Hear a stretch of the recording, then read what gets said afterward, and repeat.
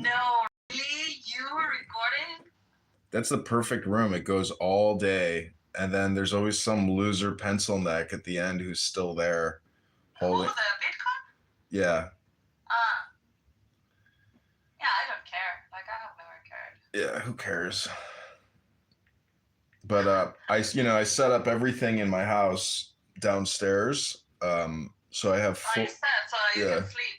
so I can sleep. And what's amazing is like even when a room dies, I have this auto clicker now, which every 600 seconds it clicks, so it just goes to the next room when the room closes. Yeah, So you're crazy. my favorite is chillism, though. That has to be the sickest, most deranged mind virus stupidity room where they talk I about. go there sometimes, but it drives me nuts. Like, it's very frustrating. I don't really feel stimulated there.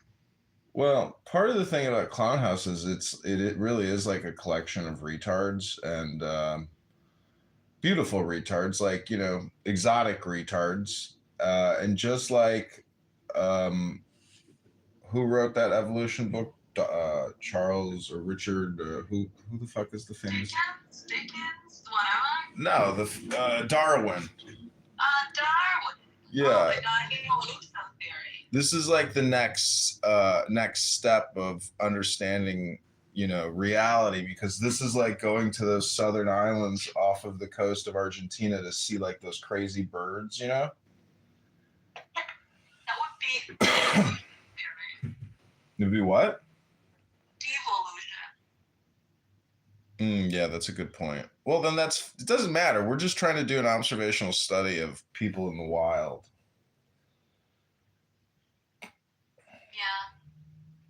Yeah, I sometimes go there in the morning, but I don't know. There are people that are wild there. Have you died on a hill recently for anything? Hi, what? Have you died on a hill recently for anything? No, I don't think so.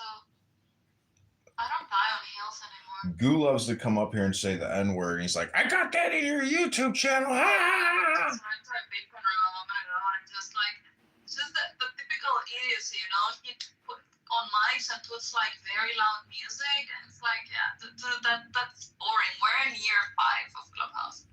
Don't do that anymore. Yeah, if you want to be funny, you gotta like troll subversively where they don't know it's a troll right away, and then eventually they go, oh fuck. Like, they're gonna move you in 2 seconds. You're gonna be out of the room if you just put music. You just said Beetlejuice, and sure enough, look who shows up. Beetlejuice. Who is this? You don't know Regal? Regal can't make a straight answer out of a million words, but he's a nice guy. He's trying. Is he Asian? No, he's an American and some type of non-European, I believe. Maybe Persian, maybe something else. But anyways, Regal wants to talk. Is he a sound American?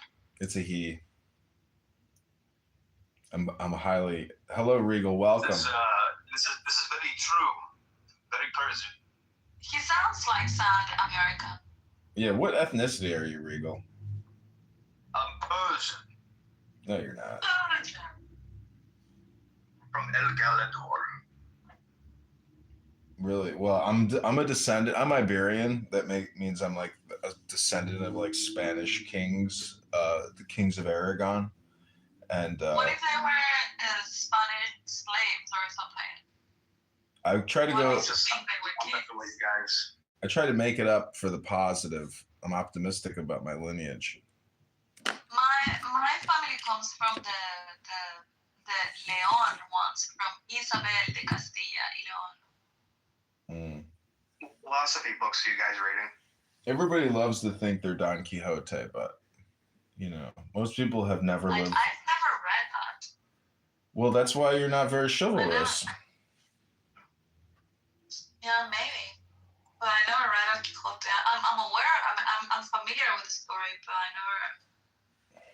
There's a movie recently that came out. I don't know what it's called, but it's kind of funny. It's about like a delusional Don Quixote who exhibits chivalry. But we're about to read a book called The Key of the Mysteries. It's a very interesting book. It's by Eliphas Levi, who was a Spanish Kabbalist, a Jewish Spanish Kabbalist, but a Christian professing Kabbalist. So it's a very interesting book. It's a very expensive book. The people who put this book together are in a secret club in London called the Hellfire Club. Look it up. I had never heard of it, but they spent a lot of money publishing these books. They must, in my opinion, it's like pretty close to cost. I mean, this book was $100. It's wrapped in purple velvet and goat skin dyed purple. Goat skin. Kind of crazy. But it's a really interesting book. It's very smart. It debates God, like in the same way that people on Clubhouse do it, but in a much more, intelligent and rigorous manner. But we're about to read a little bit What of is the it. name of the book again? The Key of the Mysteries. It pretty much settles the God debate. It really, God, of course. It goes into faith, science, and reason. And it uses words almost like in a physics manner, like, velocity equals distance over time. So You're gonna think I'm retarded again, but what's the title again? Key of the Mysteries by by Levi. Levi or Levi. Eliphas Levi. He's a Kabbalist. This is all Kabbalah. Eliphas Levi. Mm-hmm. Okay, I found it. Yeah, very, very intelligent.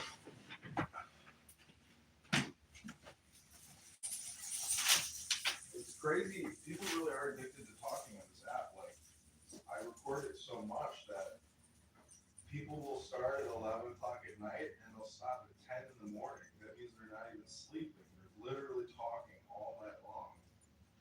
And then you... Oh, I want to sleep. No, not you. I mean, like, losers like Cynic Mikhail. Narjas. Yeah, but you can hear in his voice that he is already going slower and he's got more issues to talk. Well, Regal is one here who is a nice person, and part of my problem in life is I make fun of nice people. But, can you prove you're nice though? I mean, rapidly? Most people can't do that. Most people cannot put a smile on people's faces because they themselves aren't walking around with a smile. My friend is here. My friends. My friend, Hello. I don't have many friends, and I've grown to like your name, but I'm still not a fan of the trash bag. But my friend, if it was like my friend Love or my friend Intelligence, I'd be like, that's a much better name than garbage bag. But Well, I was my friend Nature Hero for a while, or so. Wasn't I Nature Hero? you were Nature Boy. But Issa, I don't find this book. how much karma you have? Let me see. Calling myself trash bag, it's not even, I know you think it's self-deprecating. It's not even really about me. It's about Clubhouse. Because when people speak to each other, they might as well say to each other, they might as well say, listen here, you fucking trash bag. Listen here, retard. Listen here, you moron." fucking piece of That's trash. how people talk to each other on this app. So I figured, just go ahead and fucking pile it on me. Well, my point is, like, Well, I'm gonna listen to this tonight. I just found a thing on Spotify that says Eliphas Levi. It's in Spanish, but it says The Stunning Life of the Magician and Occultist biography. I'm gonna listen to it so I can learn about this guy. Oh, yeah. Sounds interesting. You're gonna love it. It's very powerful. That's why I'm saying it's the opposite of trash. And so if you every day literally manifest yourself as a trash bag, it's not basically doing the NLP work that you want, that this app can do for you. In fact, it's like you're harming yourself every day, my friend. So as your friend, let's step it up. Let's bring it to the next level of NLP improvement and call yourself my friend Love. or my friend Intelligence. Like Pepe here, this poor bastard has suffered years of traumatic headbanging by being a boxer. Have you ever boxed, my friend? Because I have, and it's not fucking easy on the head. You get clonked, you get hit in the stomach, you get hit in the head. It sucks. And then I have not boxed. I have only done. Yeah, I chipped some teeth. This fucking Schwartz at the gym sucker punched me. I was punching him in the arm. He said, "Punch me harder." I was like, I don't really feel comfortable punching you as hard as I can. He's like, "Pussy!" And he uppercutted me, and like, I fucking chipped my teeth. I bit my teeth, and I was like, what the fuck? He sucker punched me. And then I called the gym the next day. I was like, listen, that stupid Schwartz sucker punched me. And now I got teeth damage. Are you going to pay for this shit? They said, I got teeth like chipped in half. I got teeth knocked out. I got all kinds of shit on it. Yeah. May I just, before we move away too far from the key of the mysteries, we're not moving far away. Hold on, it sounds a little bit scary. Can you guys give me your thoughts? I don't know if I should listen to this. It says, widely considered a classic of Western occultism. Eliphas Levi's The Key of the Mysteries represents the full culmination of his thought. In his translation by Aleister Crowley is spooky. Levy explores the hidden secrets of the Kabbalah, numerology, explorations of natural mysteries like fluidic phantoms, and his theory of will, and its 22 distinct axioms, an essential text for anyone interested in esoteric traditions. I mean, it sounds very interesting, but I'm not sure if I should get into this thing. Yeah, well, it's intelligent, and if you compare intelligences across Clubhouse versus like a book, you would just be like, yeah, you're right. What am I, some kind of schmuck? You know, like, it's called a book, and it's just words running through your head, right? I just want it. Well, I hope you got your ticket for Purim, because it's my favorite Jewish holiday, and I'm bringing the Tanya with me to this upcoming Jewish event that I'm going to, because every time I go, I talk to these young people that go to an Orthodox Jewish event, and I go, "Have you ever read the Tanya?" And they go, "What's that?" I go, "It's like the best Jewish book ever written." And then they go, "Really?" Well, and then I go to Amazon, and I had Jews on the spot buy the book off of my recommendation, because I'm like, "What are you here for?" And they're like, "Oh, I don't know. I'm depressed. I can't get a job. My life sucks." And I'm like, "Have you read the Tanya?" And they go, "What's that?" I go, "It's only like one of the most important Jewish spiritual books ever written." And they're like, "No, I never." Anyways. Wait, this is a Jew you're telling this to? Yeah. Yeah. Oh. It's amazing how many Jews. Why does it Hey now. K-word is my last name and my name. Pepe, my initials are JZK, which is Jewish Zionist K-word, FYI. Nice. So be careful. Put some respect on my last name. Yeah, I tell people to buy this book, and I'm like, but you can't fault them for not knowing it, because literally your whole life, it's like you're lucky if a random book comes across your desk. You know, there's just so much media out there. It's impossible to be discriminating and know what's great. Pepe, what's the difference between discrimination and discernment, since you are like an expert discriminator? Discernment, I think that's just using your what I would call your best judgment. It's the same thing as discrimination, schmuck. You're discriminating, meaning that like you're discerning, you're choosing, the premium versus the poop. And I can give you a random sample of Clubhouse right now, and we can actually all agree on one thing, that there's a fallen society out there, a whole society unto itself called N-erism. And N-wordism or N-erism is the church of N-word.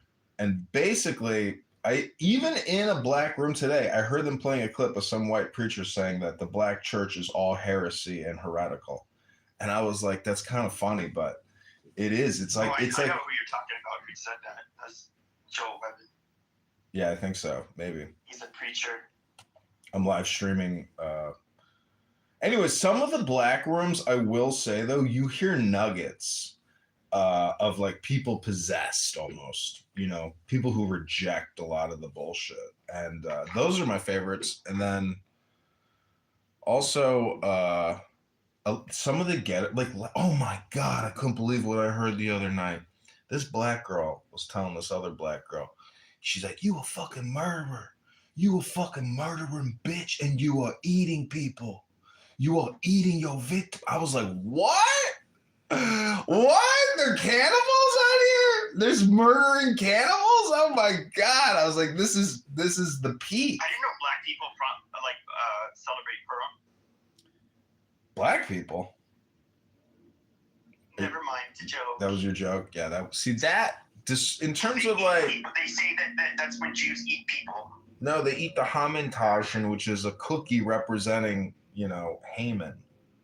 Like it's like a Jewish community. Literally on X, and they were saying that this face, this bitch came up on stage, and she was like, talking about how this is when they do cannibalization or some stupid shit. It's like, all right, I gotta go. I don't even believe, the George Bush, they claim that he was eating the baby entrails of the feast. That's humor. That's basically us saying that kind of shit for shock value, Yeah. But there's no way George Bush is a cannibal. It's got to be fake because, even if you're a hardcore Satanist or something, it's a metaphor. Nobody's going to eat poopy.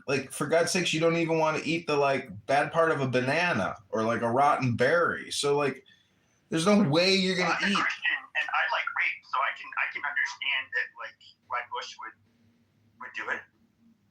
No, what? Because you think you have a rape fantasy? Wait, you did think you say you're a Christian and you like rape? Yeah, that's what he rape's said. Fucking awesome. As long as I'm the one doing it. Wait a minute. That's what he does. Let's work with. Wait a minute. My friend, there's no questions here that will satisfy you. This is what Pepe does. He goes into rooms. I've heard the Pepe routine before. This is just his stand-up routine. It's nothing new. So don't let him control you with his statements. This is what he says. Well, we got a purpose in this room. I'm going to read a book. And Issa bought the book. I'm about to I read. just bought the book. What book? The Key of what was the Mysteries, I think.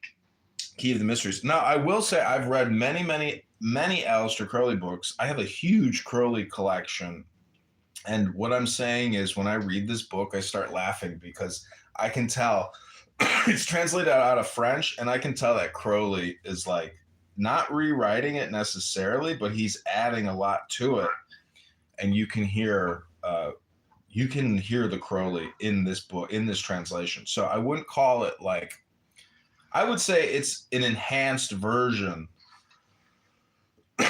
because it's probably a lot less in the French, and he added a lot in the English. But Pepe, do you speak any French, or have you read any French? For a while I was doing all right because I played an online game with a bunch of French people, and but that was years ago. Well, anyways, I've read French books in my fake French, and I can't translate it, but it's basically English letters, is what I'm saying. So they have I feel like French is one of those languages. A lot of the words, you can, if you know any Spanish, they share the same root, so you can kind of translate it that way too. Well, the big words in Judaism, Latin, and it's spiritus, which is spirit. How do you say it? Oh, no. I'm saying that if the whole thing in magic, which is this book, which is I'm about to read, it deals with breath. Breath. And so in Latin, the word is spiritus. In Hebrew, it's ruach. Spirit, ruach, and then there's one more, which is the Indian or the Hindu or the Sanskrit or the Hindi, which is prana, which means life force. So guess what happens, Pepe, when you stop breathing? Guess what happens? You die. You die. So clearly the breath is the force that you need to stay alive. And the moment you stop breathing, well, that's the end of it. So keep breathing, my friend. Take the Actually, deepest I breath wanna of the ask day. my Spanish question. So, I don't know if this is specific to Mexico or if it's all Spanish speakers, but like like the term like corría como un judío.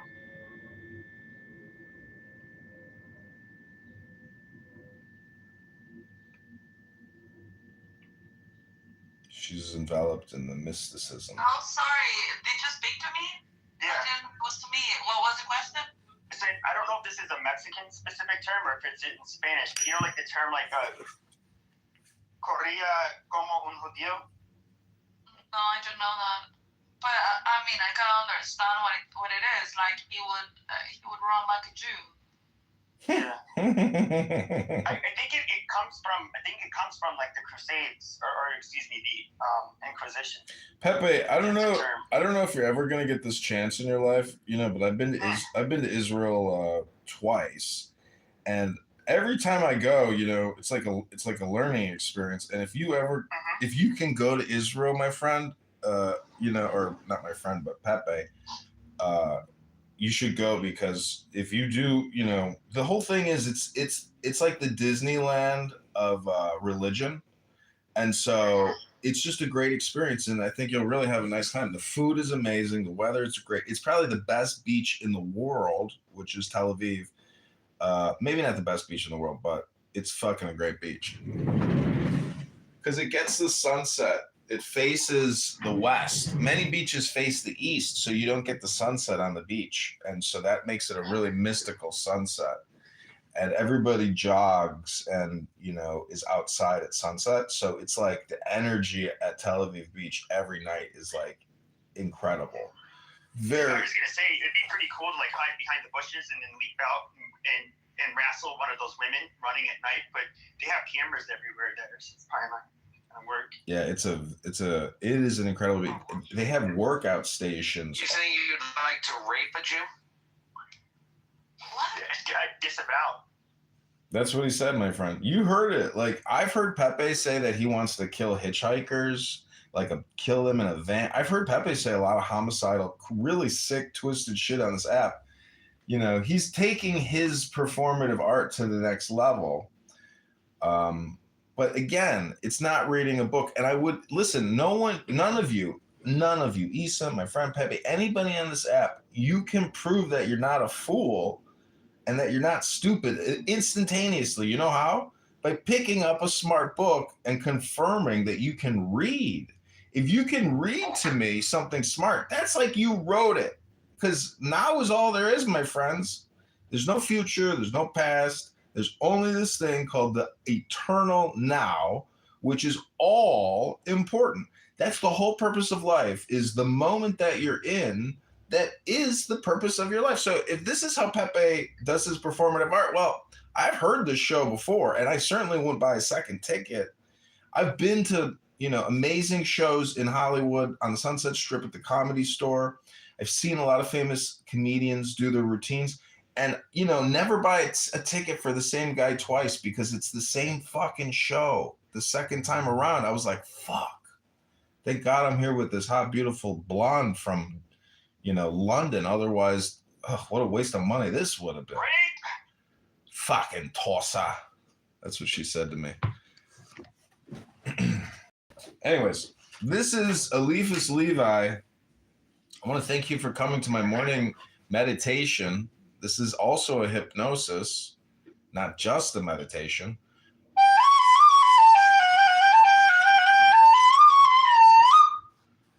So take the deepest breath of the day.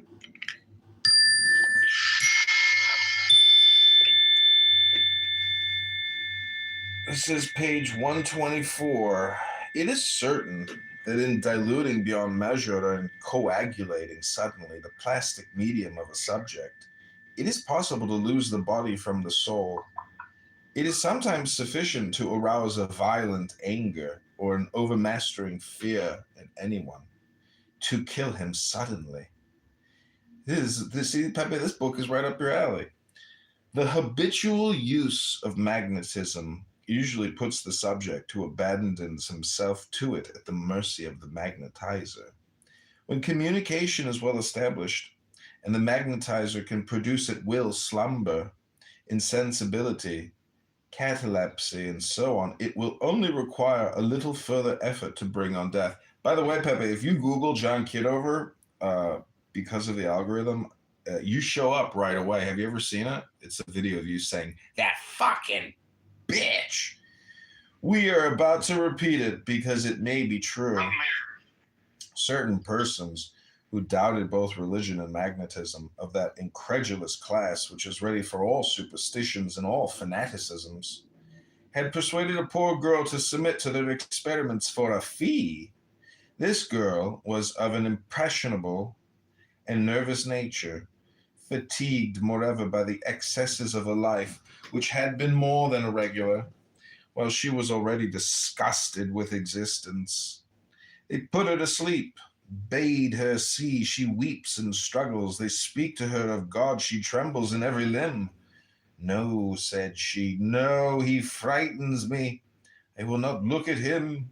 Look at him. I wish it. She opens her eyes. What up, Arizona? She opens her eyes, her pupils expand. She is terrifying. What do you see? I should not know how to say it. Oh, for pity's sake, awaken me!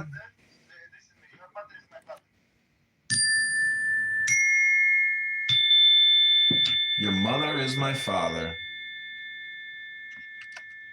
You know what the most confusing day is in the ghetto? Father's Day. Wow, Arizona just said, suck my cock, bitch. Thanks, Arizona. As soon as we can find you, I'm sure we'll deport you. No point in keeping you here any longer. Can't wait to get you out of the country. Oh, man, they got a big prison facility in Florida waiting for you. It's called Alligator Island. No, look and say what you see. I see a black night in which the whirl sparks of every color around two great ever-rolling eyes. From these eyes leap rays whose spiral whirls fill space. Oh, it hurts me. Wake me. No, look. Where do you wish me to look now? Look into paradise. No, I cannot climb there. The great night pushes me back. I always fall back. Very well, then, look into hell. Here the sleep-waker became convulsively agitated. No, no, she cried, sobbing, I will not. I shall be giddy. I should fall. Oh, hold me back. Hold me back. No, descend. Where do you want me to descend? Into hell, but it is horrible. No, no, I will not go there. Go there. Mercy! Go there. It is my will. The features of the sleep-waker become terrible to behold. Her hair stands on end, her wide-opened eyes show only the white. Her breast heaves, and a sort of death rattle escapes from her throat. Go there. It is my will, repeats the magnetizer. I am there, says the unhappy girl between her teeth, falling back exhausted. Then she no longer answers. Her head hangs heavy on her shoulder. Her arms fall idly by her side. They approach her. They touch her. They try to waken her, but it is too late. The crime was accomplished. The woman was dead.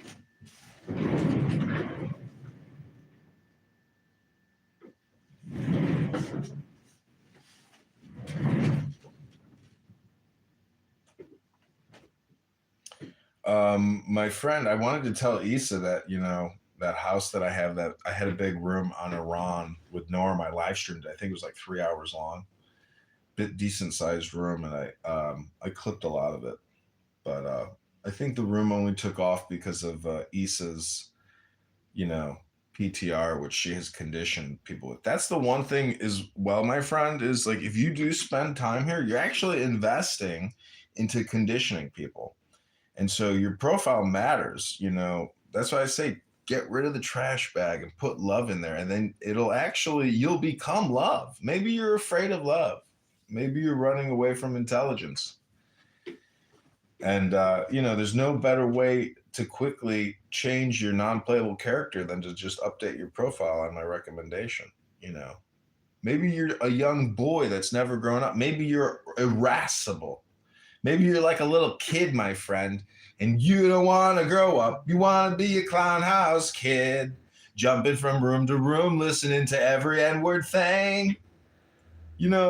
I have another room open called the Motherfucking Book Club, where we books and shit. And I'm going to jump out of that. That's my strength profile. We're going to give you a quick random sample of what I would call fallen society.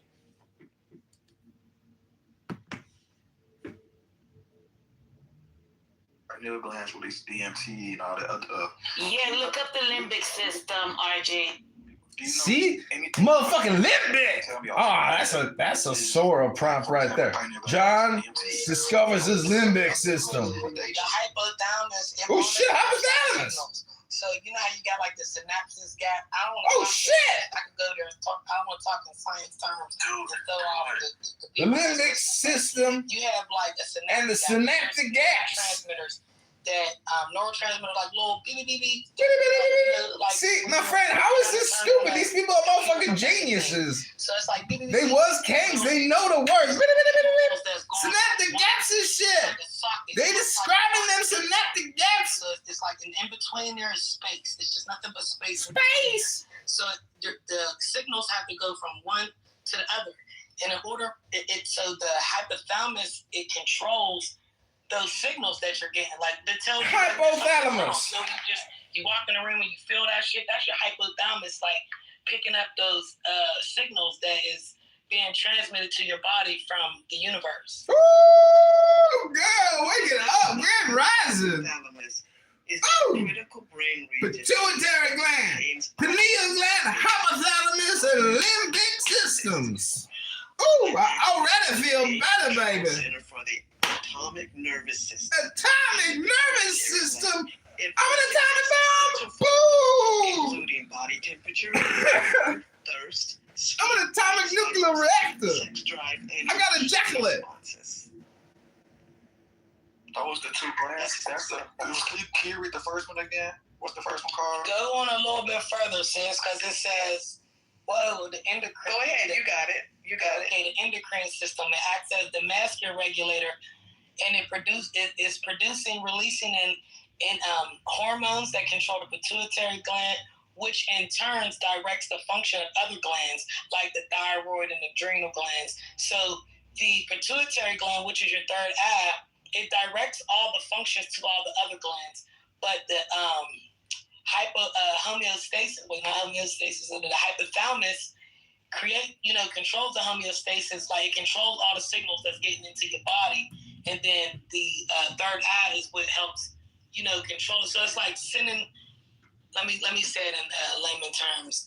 So the hypothalamus is like the thing that's like the machine that gives your body, like say if you're having a heart attack, you get that machine, pow. So the signals that's going through that controls that's like your hypothalamus. And then once it connects to your central nervous system, your pituitary gland basically tells all the other glands what to do. It's all a part of the command center, and this is also perspective. Because I first learned this about on my journey of climbing up the ladder. You take the 33 bones, so you go from the coccyx to, is it the atlas, or I think it's the atlas. That's the atlas. The atlas bone, the top bone. So you get to the medulla oblongata, which that is above it, and then through there is where you connect to the hypothalamus. This is why our brain is split. We have two brains that operates as one, which we say two different hemispheres. Just like there's two hemispheres on the earth, it's something that is two things that is acting as one. That's how I always look at it. So even in the aspect of the third eye, this is what I'm saying. It's a three-part thing. When we hear, that's why I'm like, if they know just about the pineal gland, then they're fully aware. But most people don't speak about the pituitary and the hypothalamus, because those all three have to respond and correspond and operate with one another to have us being properly functioning. So, what did the Egyptians do with the brain when they were doing the sarcophagus? See, I can't remember that right now. Oh, they went up their nose and pulled out the brain, no? They took it all out because you don't need it on the other side.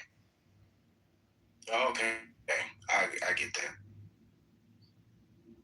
But that's where when I guess before the conscious community, before it was compromised, we were learning all these different things, and the fact that our the calcification is only the pineal, but if all of the other glands are calcified, then we'll have this issue, and then we still have that battle in our body, which is within the mind, between the left and the right. That's why, I've always talked about before being able to sometimes utilize your offhand, because it's also exercising the other side of your brain. Because when one side of your brain dominates the other, it even comes down to your eyesight.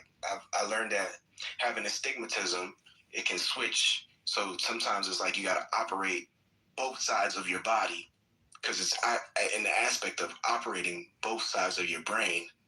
Because when you operate both sides of your brain, it's like you are more in control, because a lot of the functions that we do, we're not even aware of the functions unless you are aware of the movements in your body. So there's so many things that you can do with your offhand and do with your dominant hand. And it's like when you start to pay more attention, damn, I can't fold, or I prefer to smoke. Like one random thing, I prefer to smoke my weed in my left hand. I haven't smoked, because that's why I don't know why. It's I don't know. The left side of my body prefers to hold the J. And that's why they're poisoning the water. That's why when there was all this stuff going on, where they had like the trains were like crashing and dumping all that oil into the water. I know it's not off track. I'm telling you, you'll catch on. So the water, the fluoride in the water decalcified, and like it makes your pineal gland real hard. That's what Hitler was using for his soldiers. It causes us to, it dumbs us down, and it causes us not. It interrupts our fight or flight system, causing us to become like docile, like make us not stand up for yourself and stuff like that. That's how they can control their soldiers, by giving them fluoride. So, they sneak it into so many things. When you go to the dentist, that's why you always want to tell them, like, don't put no fluoride. It's in your toothpaste too. That's why you're supposed to use like no fluoride-free toothpaste. And also regulate it through breathing, breathing and yoga and exercise. Because when you're exercising, you're generating that energy you're actually healing yourself every day by moving around. You want to move around as much as possible. That's why they got us on these computers and in the house more, because there's so many things that they're using to stop us. They really can't. There's no weapon formed against you will prosper. But the sole of your shoes is stopping you from getting what you're supposed to get from the universe. So they're trying all these things to try to control it, and it'll never work. They'll never be able to. They'll never work. So the sole of your shoes is stopping you from getting what you want in the universe. Like there's energy. There's like an energy pool that comes up from the ground, and rubber is a substance that can like stop energy able to get through the sole of your feet. Yes. So, but my mother always told me belief kills and belief cures, right? So it depends on how you believe. So does the rubber stop the energy? Yes. But can you just take off your shoes? Yes. It's like... Yeah, that's why I said there's no weapon that can be formed against you that'll prosper. That's why it's important to go outside and put your feet in the grass and stuff like that. So there's always a way around it, absolutely. Now, can I ask you guys a quick question? Do you guys believe that was the purpose of COVID, to disrupt the Christ conscious that we was actually supposed to? Because a lot of people don't know this. During COVID, we was vibrating. Well, before COVID, we was actually vibrating at a intense rate, and they don't talk about that. I don't know if anybody knows that. You know, that was something that was actually going on, and I just find it funny. But all of a sudden, that's when COVID came into play. I'm about to share something with can you read this when you get a chance to what we're talking about. It speaks about because remember they had that 6 feet apart thing. Bro, I brought this up in 2020. Yes, sir. Talk about. Yeah, so I dropped that in the chat that speaks about the electromagnetic field that is in our heart and what our heart does. Yeah, I know we were talking about this, Joe. But also, we were talking about the brain. The brain also has its own electromagnetic field. So if you remember we was talking about that 6 feet apart, separating ourselves so we won't be close. And our electromagnetic, it's like they were sending us a signal or something, and we couldn't be close to each other because it kind of possibly affect the download. And I know it sounds so cliche, we be talking about downloads, but we definitely getting downloads from the universe. Also, in shout out to Pluribus. I know everyone's not a fan, but made my concepts.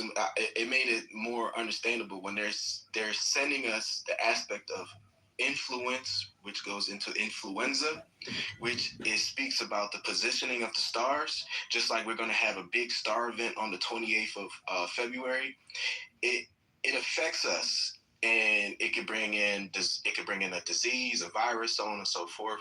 So the reason why I brought up the whole heart, and y'all even talking about COVID, we've been checking about the heart, but it's that electromagnetic field in our brain, which is the crown. If you affect the crown, which is like it could be like the most important part of the computer, even a little bit equivalent to the stomach, but if you affect the brain, you can affect the heart and you can affect the stomach.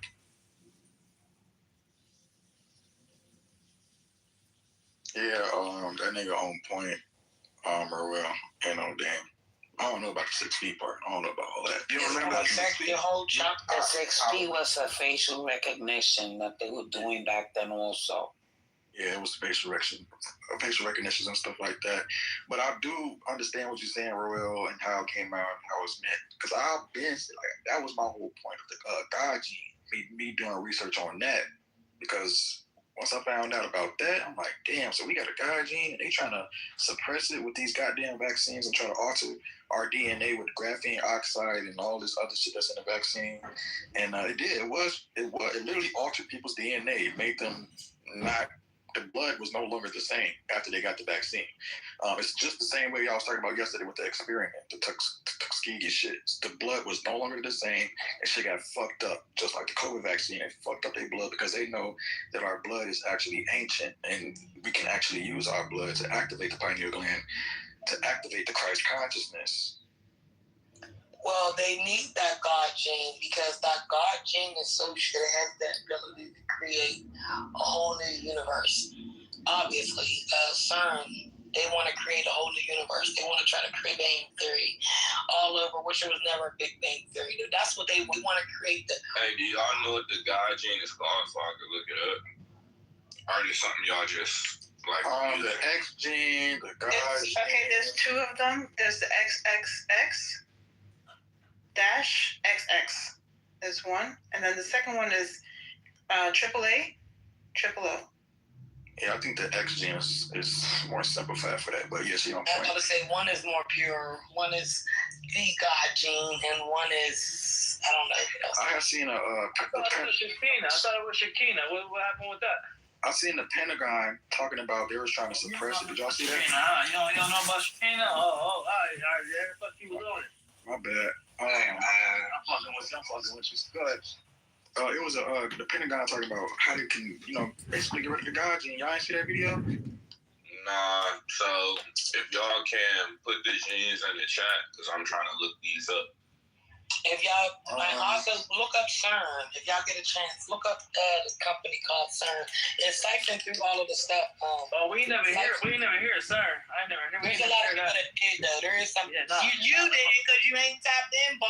Ain't nobody heard Never heard of nothing. Trolling. He's trolling. We all know about that. He's trolling. Okay. For the record. I know. That's why. Real quick, I'm gonna For the record, Shekinah is actually, if memory serves me correct from my days in the church and doing theology thesis and all of that, Shekinah stands for or represents the Spirit of God amongst us. So he covers us in his Shekinah. Talk that shit. Talk it though. Shekinah, it's a form of glory. Well, some people say Shekinah, some people say Shekinah. But yeah, Right. Shekinah, Chas Incorporated. Da-da-da-da-da. We're gonna Shekinah. Yeah, absolutely. Hold on, I got these numbers for y'all real quick. Who said that? Excuse me, on the left over here. Hold on, let me put it in the chat. All right, it's in the chat. Excuse me, on the left over here, we have individuals who are religious fundamentalists, religious fanatics, and this is the expression, RT-PCR, real-time PCR expression of the BMAT2 gene. Over here, we have individuals. So let me complete. So over here, we have individuals who are not particularly fundamentalists, not particularly religious, and you can see there's a much reduced expression of this particular gene, the BMAT2 gene. Another evidence that supports our hypothesis for the development of this approach. What you're suggesting here is by spreading this virus, we're going to eliminate individuals from dawning on a bomb vest and going into a market, blowing up the market. So our hypothesis is that these are fanatical people, that they have overexpression of the BMAT2 gene, and that by vaccinating them against this, will eliminate this behavior. So we have some very, very remarkable data in this next slide. Here we have two brain scans. These are fMRIs.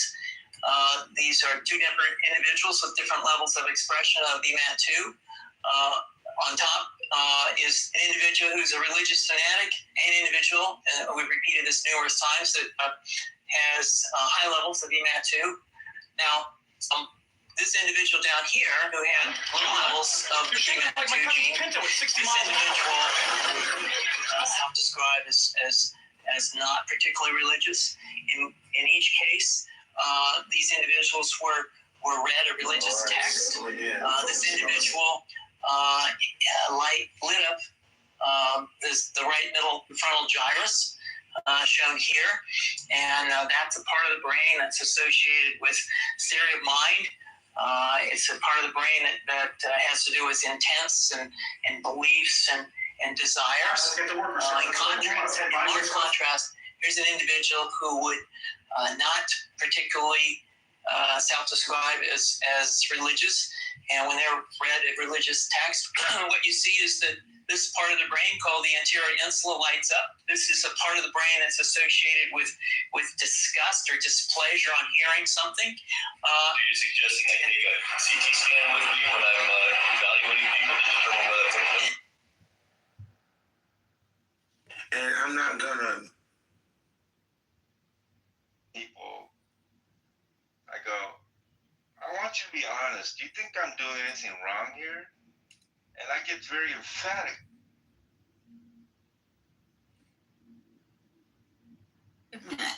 It's so gonna help, and I just went, what are we doing? Like, why do we need? Like, we don't need to help. We need to actually now try to figure out like Potola, and I'm trying to get in with her camp, so I can at least start volunteering or doing whatever I could do from the lower 48. Yeah, but I listen to. Art and branding. And Brent, you gonna put a trademark there, a copyright on there too? I like those tattoos that like have the I guess when you like scan it or something. Okay, this is the John Kitover Book Club.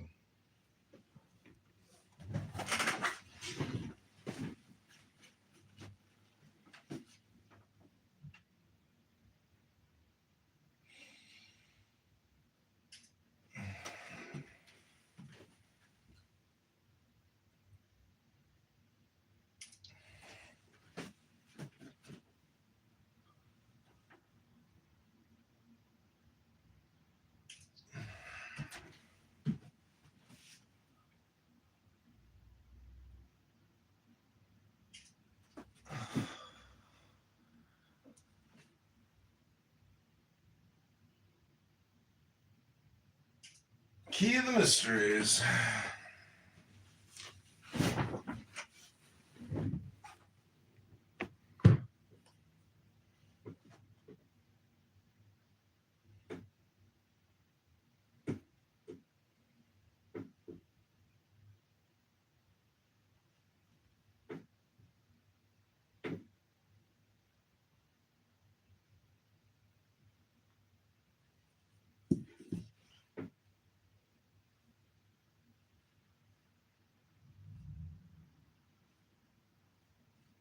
They're able to, be in every, they're, I mean, it's pretty impressive. Was that Nagu talking about the Jews? Was that you? That is. If you go back to Genesis chapter 2. Look at my PTR. The tall people in this PTR, those are the Jews from before the mudslide and the reset. Those are the actual Jews. I don't mean, I'm talking about the ones that usurped the true, the identity of the true Jewish people. But these were the ones known as the Jews in the past. Right, but the point I'm trying to make is if you go back to what he was speaking about, and you go back to the Bible in Genesis chapter 2, verse 10, when they tell you about the 4 rivers, these are places that are along the ancient Nile. You're not about to tell me that no Europeans was in no domination at any point over the ancient Nile in BC times. Like, make it make sense. Like, what are we talking about here? Like, we actually have to do this.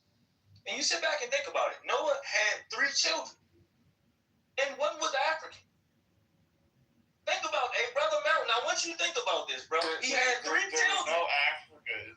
And one was African. Now, if you sit back and think about this theory, right? If I had a child with one woman, right? Well, if I say I had multiple children with one woman, how many races do you come out with? But again, it's weird. It's weird to know.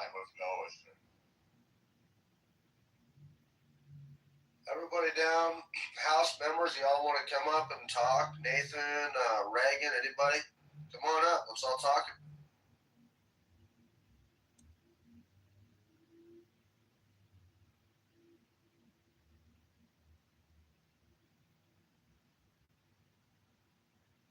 What you just said, lady, because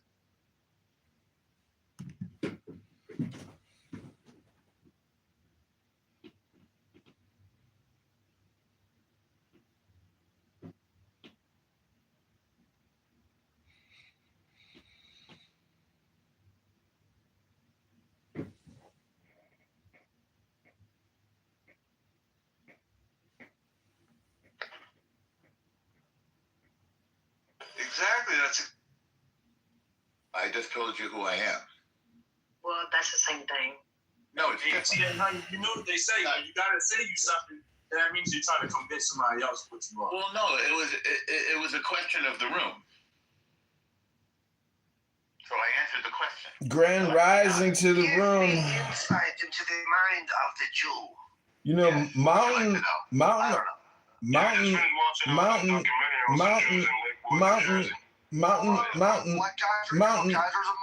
guys are going real quick, buddy. Go ahead, buddy. Mountain. They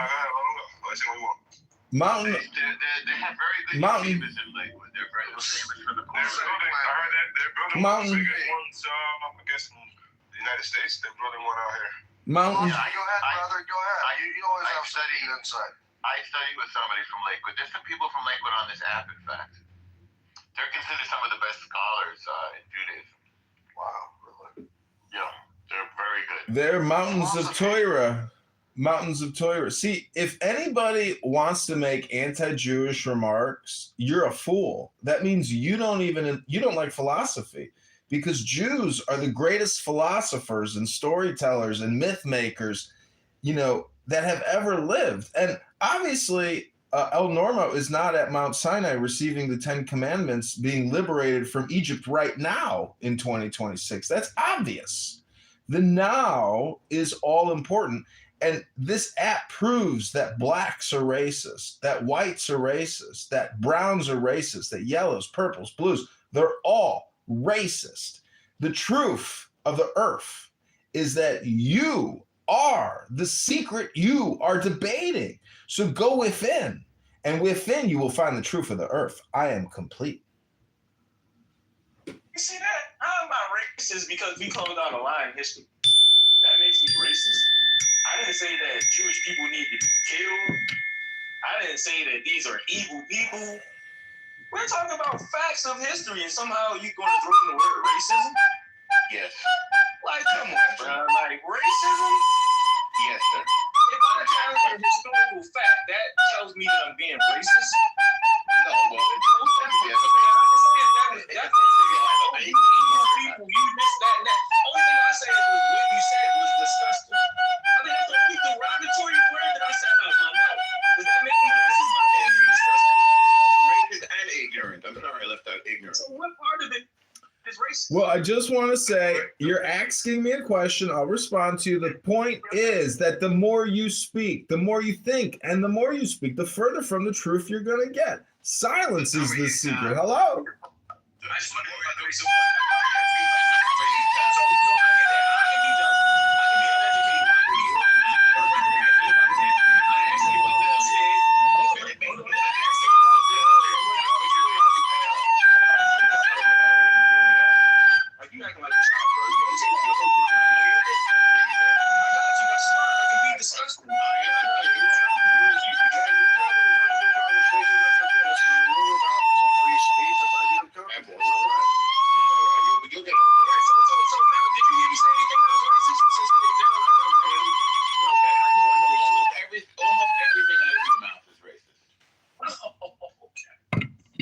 stating the facts of history makes me racist. You don't know it. That's why y'all don't like history. I know what it is. Hello? You've never read a book in your life. That's why they stole our history. So now what? How do you feel history, sir?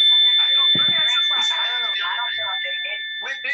Is Abraham your descendant? Hello? How do you steal history, sir? Hold on, I'm asking you a question. Is Abraham your You a question. You spoke. I'm about to show you. I'm about to show you right now. Is Abraham your descendant? You're about to show. How do you steal history? Tell us. I'm about to tell you. Right now. Not you're about to show tell you. us. Come on, work with him, buddy. Work with him. How do you? That's why I asked you. Al, please stop it. And I'm trying to.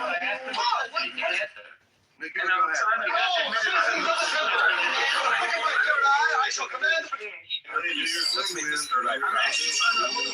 to actually level with it. So you asked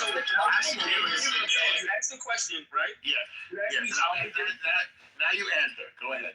Okay, what I'm trying to show you is how it happened. So what I'm asking I'm ready. What I'm asking you to show my point. We'll listen to you. You explain. Okay, well, I'll just make the point then. So, for example, people say that Abraham is, a Jewish descent. He's the first Jew. If you told me you didn't want to speak and answer my question, then let me finish, bro. Go ahead. This will be painless now. Go ahead, man. Okay. So, Abraham was a Chaldean. And we know that Chaldeans actually came from the Babylonian order, and those people came from Africa. When they actually did the actual writings on the Sumerian Babylonian culture of people, they came out to the word that described them as the word Sagiga, which means the black-headed people.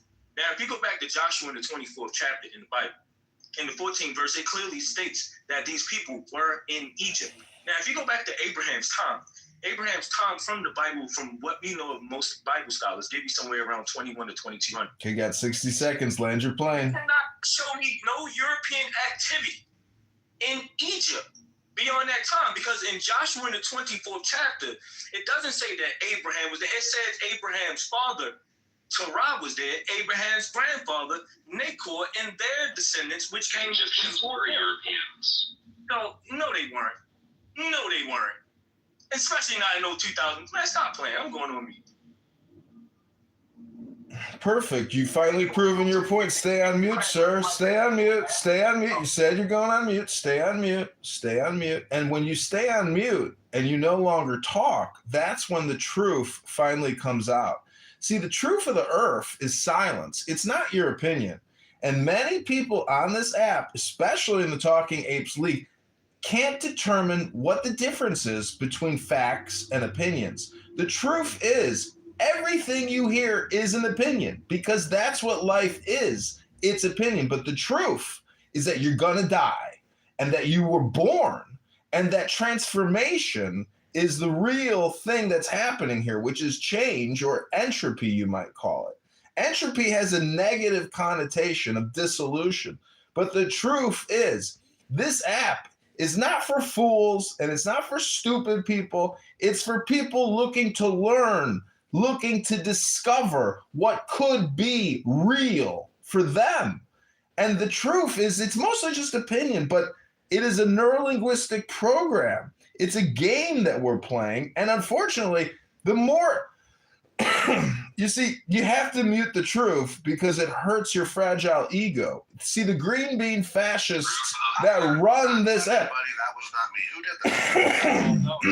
I can't stop his voice. Talkie, God. All right.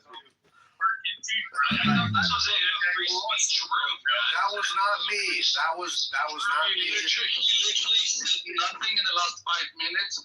You're literally saying nothing right now. You're not saying anything at all. You're not saying so look, wisdom. So let me show y'all something real quick. Hey, Melvin, are you there? Yeah, dude. What's up? You see my PTR? Yeah. I want to show you what the kings and queens of Egypt look like beyond 1500 BC. Do they look like these are European people to you? That doesn't look like a European. No, they're Middle Eastern. And by the way, Abraham is from. They damn sure ain't European. Abraham is from. We get into the word Middle Eastern. We get into the word Middle Eastern. Abraham is from. Hold on. Abraham is from. Hang on a second. Hang on. Abraham is from Mesopotamia. Mesopotamia is Iraq. Iraq is not in Africa. Israel is not in Africa. No, they're not. Take a look right now. Take out your magic phone and go look at what people from Iraq look like. For example, hang on. Mesopotamia is Iraq. Iraq is not Africa. Those people are not black. If you doubt me, look at them right now. The famous Iraq person was Saddam Hussein, for example. Not a black man. Iraq is next to Iran. The people of Iran are not black. These countries are in Asia. They are Asiatic people. Israel. That person doesn't look black either, though. Yeah, I was going to say in that picture. What's that? Well, that picture. I know. I'm trying to get to the concept of blackness did not exist in the ancient world. The concept of blackness is a new concept. Actually, it was invented in the 60s. There were no so-called black folks in those days. There are people from African, and they look like America's African-American people because they were brought here in chains. They were brought here in chains of servants. Most of the black people of America are from Western Africa. We know where they're from. My point now? I'm almost done. I'm almost done. I'll end my claim. They came in chains. They came from West Africa. They are African folks in America. The folks of the Middle East, the folks of Israel, Egypt, the folks of because Egypt is not black, and Mesopotamia is Iraq, and Iraq is not black. Okay. And you can already Can I finish my thought? They're not black in Egypt. I got you. We heard you, bro. You're going on a little mini rant. And we heard you, and you're disgusting and ignorant. I got you. That's fine. I appreciate you. That's why I appreciate you even more. Norm, please, for God's sakes, dude. Like, geez, bro, I thought he was going to end at some point, bro. All right, so listen. So the reason why I bring this up, right? Now it said in the Bible that Abraham also had a Egyptian son. Remember, there was Isaac.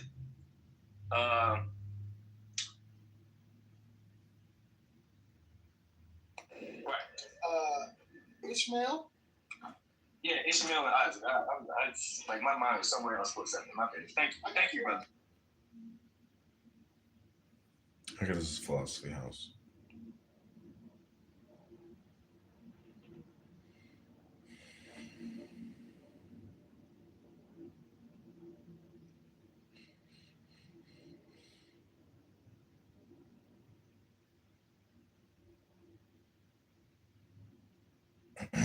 My friend. I just had an interesting experience that I know you don't really like to hear personal anecdotes, but I just had an interesting experience that I would love to tell somebody about. Do you want to hear about it? You can say no. I'm drinking water. What was that? I couldn't hear you. Just go ahead and fucking say it! Say it! I wasn't listening. Just fucking say it! Well, I just called. I'm having an issue with my health care, and I have to deal with all this bullshit with the health care coverage. I got added to this health care. I lost my other health care. I had to get the health care back. And then I just had an interesting time where I called up the healthcare company here in Maine, and the representative was an African. And I could tell right away that she was very African, and I hated her right away. And I also felt like she was very combative. And she said, I cannot help you unless you tell me the date you were added to main care. What was the date you were added to main care? I said, I don't know. Sometime in January. She said, well, you need to call them, and then they called me back and they tell me the date. What, you need to give me the date. And then I got frustrated with her, and I hung up. Mm-hmm. And then I called back the same number, and I got a different representative. And the representative was an American. And his name was Lewis, and he was very nice, and he helped me right away. That's the end of my story. He didn't ask, and I said, Lewis, do you need to know the date that I was added to main care? And he said it was probably January 1st. And I was like, yeah, that sounds right. And he was like, yeah, I'll just put that. So that's my story.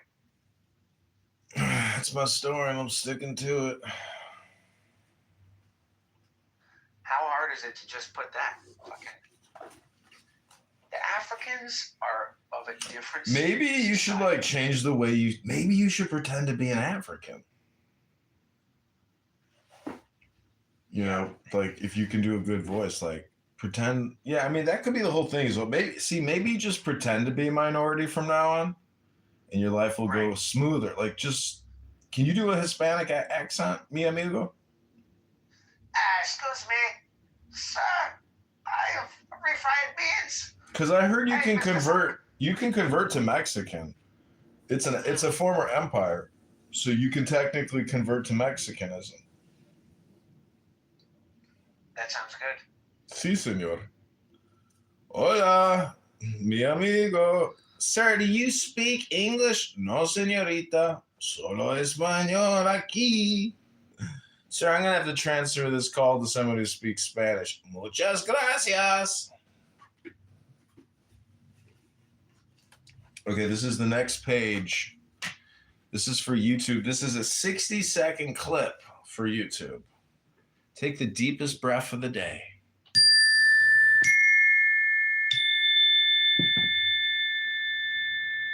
It was to the public incredulity in the matter of magnetism that the authors of this sacrilegious experiment owed their own immunity from prosecution. The authorities held an inquest, and death was attributed to the rupture of an aneurysm. The body, anyhow, bore no trace of violence. They had it buried, and there was an end of the matter. Here is another anecdote, which we heard from a traveling companion called my friend. Two friends were staying in the same inn and sharing the same room. One of them had a habit of talking in his sleep. and at that time would answer the questions which his comrade put to him. One night he suddenly uttered stifled cries. His companion woke up and asked him what was the matter. "But don't you see," said the sleeper, "don't you see that the enormous stone, it is becoming loose from the mountain. It is falling on me. It is going to crush me." "Oh, well, get out of its way." "Impossible. My feet are caught in brambles that cling ever closer. Ah! Help! Help! There is the great stone coming right upon me." "Well, there it is," said the other, laughing, throwing the pillow at his head in order to wake him. A terrible cry, suddenly strangled in his throat, a convulsion, a sigh, and nothing more. The practical joker gets up, pulls his comrade's arm, calls him in his turn. He becomes frightened. He cries out, "People come with lights." The unfortunate sleep-waker was dead.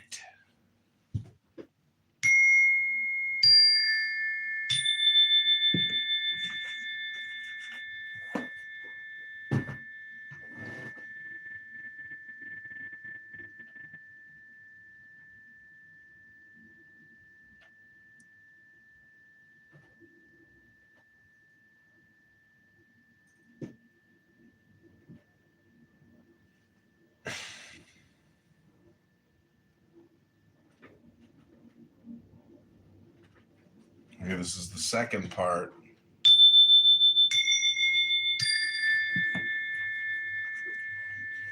This is page 127, The Key of the Mysteries, Chapter 3, Mysteries of Hallucinations and of the Evocation of Spirits. An hallucination is an illusion produced by an irregular movement of the astral light. It is, as we said previously, the admixture of the phenomena of sleep with those waking. Our plastic medium breathes in and out the astral light. We're vital soul of the earth, as our body breathes in and out the terrestrial atmosphere. Now, just as in certain places the air is impure and not fit for breathing, in the same way, certain unusual circumstances may make the astral light unwholesome and not assimilable.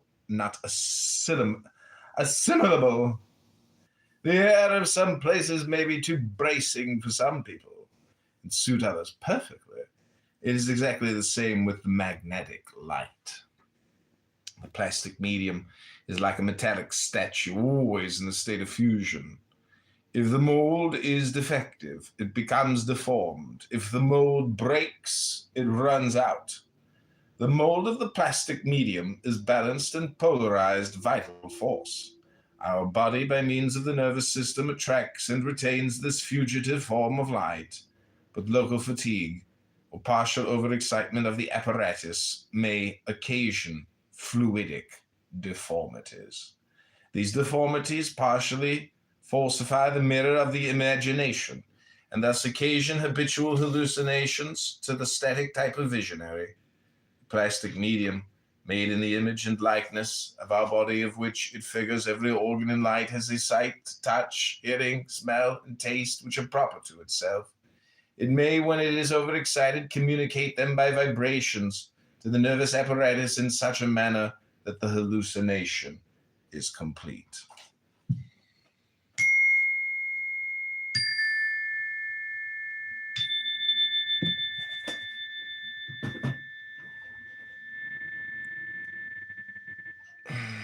You see, that customer service agent you were on the phone with was just a hallucination of the astral light from Kenya, or from Tanzania, or from Timbuktu, or from Liberia, from Western,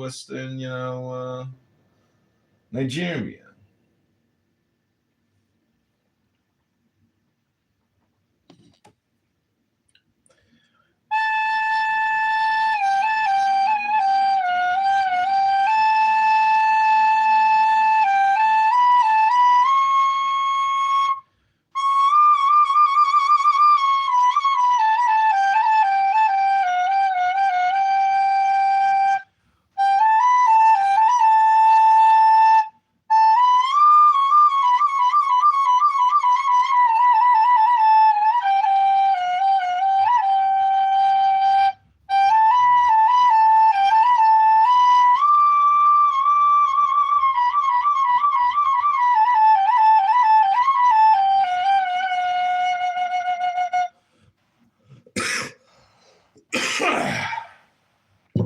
Lordy, Lordy, Lordy.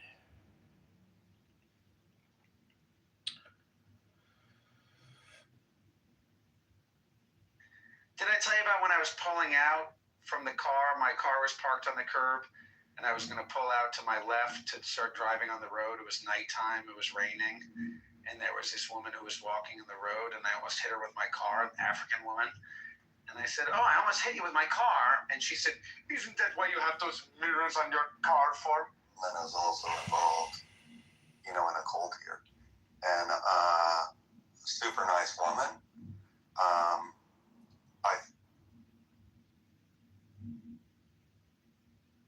And her were messaging on Telegram and talking to each other. So she tried to set up Yael, and knowing that Yael would tell people. This is World Affairs Forum.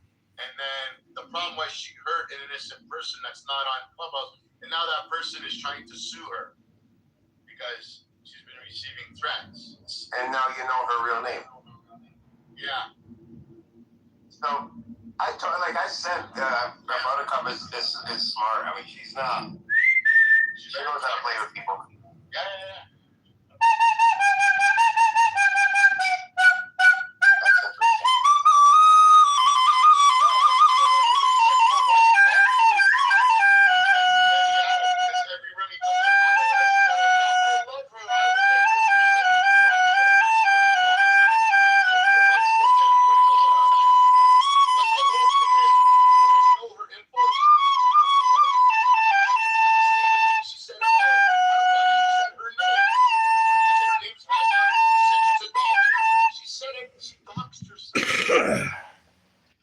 She said her own college and university, actually. Like Buttercup actually said that. That's how the people found out who she actually was. So, is it doxing if you're telling people? Is it? No. I don't know. I mean, I guess not. Let the courts decide. Well, I don't. There's no laws against it in Canada. Yeah, there isn't. In the U.S., there is, but they're not straightforward. But I would be more concerned about the girl who she pretended to be, which caused, character assassination, harm towards her character. That girl. I would be more concerned about what she did to that girl.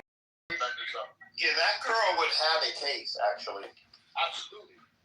Yeah, no, but the thing is, Bibi, nobody would have known her fake account until Yael shared it with you, and you exposed it. The previous account. We didn't know any of this, right? Yael gave it to you because you're very close to Yael, apparently. Well, that's why when I brought up her, her last name, I didn't bring it up the other day. Remember, I was like, everybody knows what your name is, and she was kind of stammering. She's like, no, let's discuss that later. No, hear me out now. No, hear me out. I'm not saying that it's you find all the time, 100%. I'm just saying, and these prestigious black people that you look up through history. A lot of them people, bro. It's that light skin shit that got them into doors what black people couldn't get into. I tell you this, black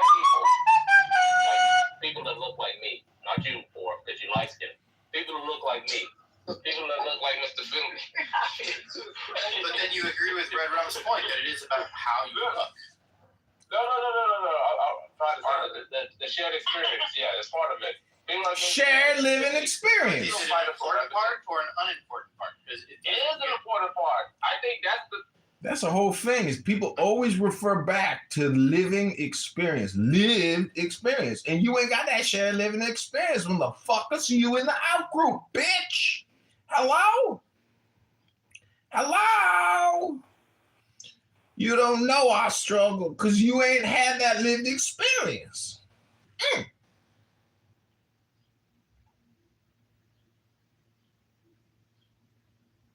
So what were your opinions on the State of the Union address last night? Well, I live streamed myself listening to it, and then I wore my Meta glasses and I filmed myself filming myself listening to it. So you can actually watch my live feedback because there was a lot in there. Rashid Tlaib and Ilhan Omar. That was quite the show, wasn't it? Like how most of the Democrats, I think it was all the Democrats, they support illegal immigrants rather than Americans. Oh, you missed my anecdote. I just told an anecdote about an illegal immigrant who's helping me, not helping me, helping, not helping. So you're going to have to call back, motherfucker. Yeah, you're going to have to call me back. You know what? I don't want to help this motherfucker. I ain't going to do it. You're going to have to call back. I'm on my break. Next.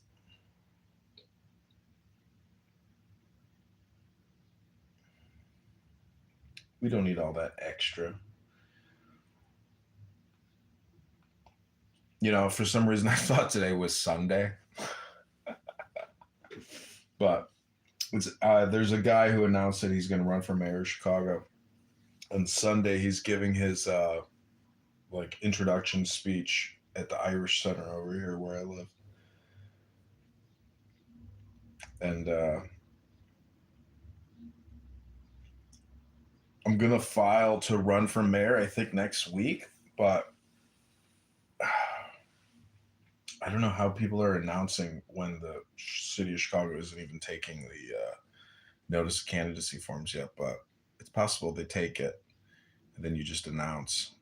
But how can you hijack people's attention? You know, we live in this attention economy. How can you send your branding? You know, that's run for politics. It's it's a little dangerous to run for politics, but yeah, that super normal thing you sent me was really cool. What was it? Super what? I sent it to everybody. I texted everybody that shit because technically this app is just hentai porn. It's like super normal stimulus. Yeah, super normal. So this app is just technically super normal stimulus or super stimulus is what it is. Like Pepe is super stimulus. I am super stimulus. My friend is super stimulus, and Zen is super stimulus. I get a huge dopamine hit from my friend. Wow, what a compliment! That's very nice of you to say. That's a good compliment in the modern world, I think. You give me dopamine. I get a dopamine hit. I get a dopamine hit from both of you guys. Appreciate it, man. No, I know that you and John, you've been on this app for a while now, and you guys are reasonably normal. Not super normal. I mean, he's insane. Seekers. I have a lot of problems too, but reasonable. Oh, come on, John is not insane. He's sane compared to the insane standards of the world that we live in. No, you guys just see. I have super. What was the term again? You guys are just looking at me through super normal stimulus. Yeah, you guys are just judging me by my super stimulus. But that's my whole point. Is I've been trying to do super stimulus. The fact that right now, as you're conversing with me and 15 cell phones are pointed at my face, that is the super stimulus. And so when you say I'm insane, guess what? Guess what's lurking below that iceberg? Uh-oh! Projection alert! Let me hit my projection bell! I'm in the philosophy house. Can you invite Keegan to the stage? Shalom, Rabbana Shalom.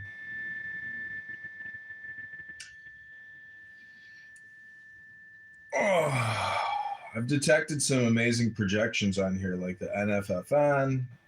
There was another similar NFFN statement yesterday.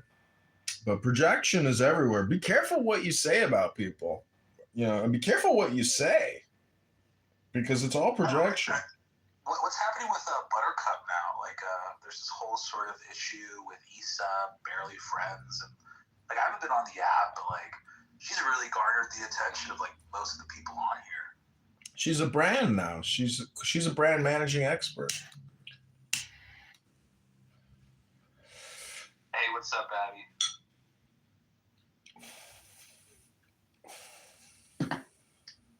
You know, we're just talking about the drama here on Clubhouse.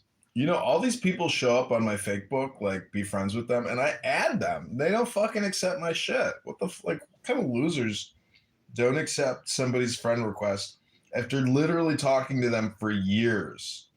How annoying. Maybe they just don't want like more spam communication, and they're trying to like limit. Yeah, it is hard with you have so many houses, and once I friend you, all your houses show up, and it just messes with my Clubhouse feed. So Like, it matters. You're wasting your time here. Who cares? Well, no, I know, but then it's wasting more time because I'm having to scroll through to find the right house, I guess. Got it. I'm not the time waste you want. I understand. Yes, exactly. So it's not that I wouldn't befriend you. It's that I can't. I'm not. It's just it's a waste of my time. Yeah, you have a time preference of wasting that you'd rather be wasting your time on. So exactly, yeah. The thing is, Keegan, do you understand what supernormal stimulus is? I'm assuming it's so normal. It's the normality of being stimuli. What is it though? The strict. I can read it off to you. Yeah, go ahead. Read it. Yeah. Yeah, a supernormal stimulus or super stimulus is an exaggerated version of a stimulus to which there is an existing response tendency or any stimulus that elicits a response more strongly than the stimulus for which it evolved for. So Clubhouse is technically a perfect example of supernormal stimulus, meaning that all of these stupid conversations and gaslight type statements, it's all supernormal communication. And so we are taking our rights as an American, our First Amendment right to freedom, to speech, to say what we feel, to feel what we say, but in a super, normal, super stimuli, like even reverse engineering type of way. So all I'm saying is that when you understand the exaggeration of the communication that's happening here and just how it's really all just un-American. It's anti-American because it's not efficient communication. It's just all hyperbole and stupidity and aneurysm church type activity. Heretical behavior, really. And you could call it crude or vulgar, but the point is, if you want to become more, the more you think, the more you speak, the further from the truth you're going to get. So technically, everybody here is just retarding. And that's what's actually happening. People are like getting closer to the final door because everybody goes through the same door. It's just a question of what did you say before we all get to the same door, And so I try to read books and force it because I don't want to get to the last door, open that door, look back at everything I said and say, Jesus, it was all just my stupid opinion. And like nobody cared. It didn't end anywhere. It didn't go anywhere. Like all my opinion statements are meaningless. They'll do nothing for me. They will not change my life in the slightest. I mean, they can if I'm, anyways, you get my point where it's like, it's better to force a book than it is to engage in these conversations in the slightest. It's all stupid. And the green bean. Would you say, John, that everyone's sort of like spiraling out from like sort of the tunnel reality that they're existing in, forging new pathways that don't exist on those books that you talk about? It's just choice of communication where I know that the wiser my choice, the greater the outcome. And so it's, I'm just saying, if you listen to enough gay black men on this app, like you are. You'll become a gay black man. No, you won't become a gay black. I'm just saying it's stupid. Like I've already solved the problem of Clown House, meaning that right now I have 4 recording studios recording Clubhouse rooms live onto YouTube. I want to record what people are saying, but I don't want to hear what they're saying. And I want to limit that as much as humanly possible. Like how there's that scene in the movie where he's like this much, and then he's like this much, like even less. Like I want to get what I am listening to on this app down to as little as possible. You get it. You still want to be mind raped by other people's brains. It's not mind raping. Listen, you got to understand, it is a collection of very unique people here. The whole world, like most people are not on this app. It's just a very small percentage of people who consistently come back. And so, you know those people that get the gold awards on their profiles, 0.1%. You must like wonder how many hours they're spending every day to get that. Wait, what does that award mean? That means like they're the top contributors on Clubhouse. Yeah, we call it goy points, and that's that what it is. Yeah, it's goy points for the best goyim on the app, and luckily I've not got my goy award yet, but I hope to one day. So yeah, you're like a top 5%, Keegan. I'm gonna tell you, top 10. Yeah, top five goy. Keegan, I mean, you do realize that, like, so the thing about Judaism and Christianity and Islam, technically all supposedly worshiping the same, deity, that's actually an opportunity, because most Muslims can't read the Quran, and they can't read it in English, and they never have and never will. So the whole thing becomes a book club opportunity. And I think it's a real opportunity because most people are very unhappy, and it's really because of the synthetic plastic model or mold that they're living in. It's not dynamic enough. And so I'm just saying, like, in terms of communication, programming, psyoping, reverse engineering, mind controlling people, the Quran, the Bible, the Talmud, the Tanya, the Torah, these are all communication technology tools to control other people's attention economy. And so I'm just saying there's an opportunity cost for your goy slop. When you come on here and you waste your time, literally, saying funny jokes like, goy coin or goy goo or goy boy or goy joy or goy ga. Ich, yach, ich. Those are my two favorite Hebrew words, ich and yach. If you remember ich and yach, you'll understand the meaning of life. It's not yach and it's ich and yach. Choose your words wisely. I am philosophy. I am complete. Oh, you're going to marry Erica. So the thing about her last night when Trump called her out and he was like, Erica's here. Oh, she's been through so much. And she's like, so that. Wow, that's really disrespectful. She's a widow. I get that. But to me, that's like state propaganda. And if she was involved in a conspiracy to kill Charlie, like, we want to know. What the hell's wrong with you? That woman's a widow. I get that, but many people who die are victims of their there's crimes of passion out there. And so to think that this could not be a crime of passion and not from the trans shooter, that Kash Patel, who I have absolutely no credit, if anybody thinks that he's not the biggest, Kash Patel is up to some fucking games. Let me tell you. What do you think? I get it. I get it. You don't trust our government? Well, time out. You don't trust. You want to say they're higher. What's your problem? You know what? I don't trust. See, when he's slamming a beer, screaming in the locker room, like that reeks to me of somebody who has been manipulated or compromised. You've never been hanging out with the boys. Dude, when you become the spirit of J. Edgar Hoover, I mean, maybe that's what it is. Like, maybe that's who they put in charge. Anyways, I'm just saying that Trump is the master magician. Trump is truly the magus. Like, last night he said maybe he should give himself the Medal of Honor, because he views his assassination and his gunshot wound as at least a Purple Heart.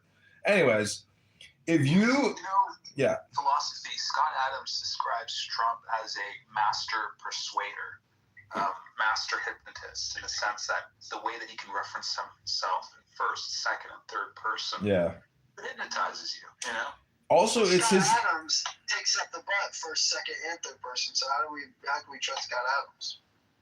See, Trump. Take the vaccine, so exactly. Trump also has these little like sigh remarks, like, "Isn't that so amazing?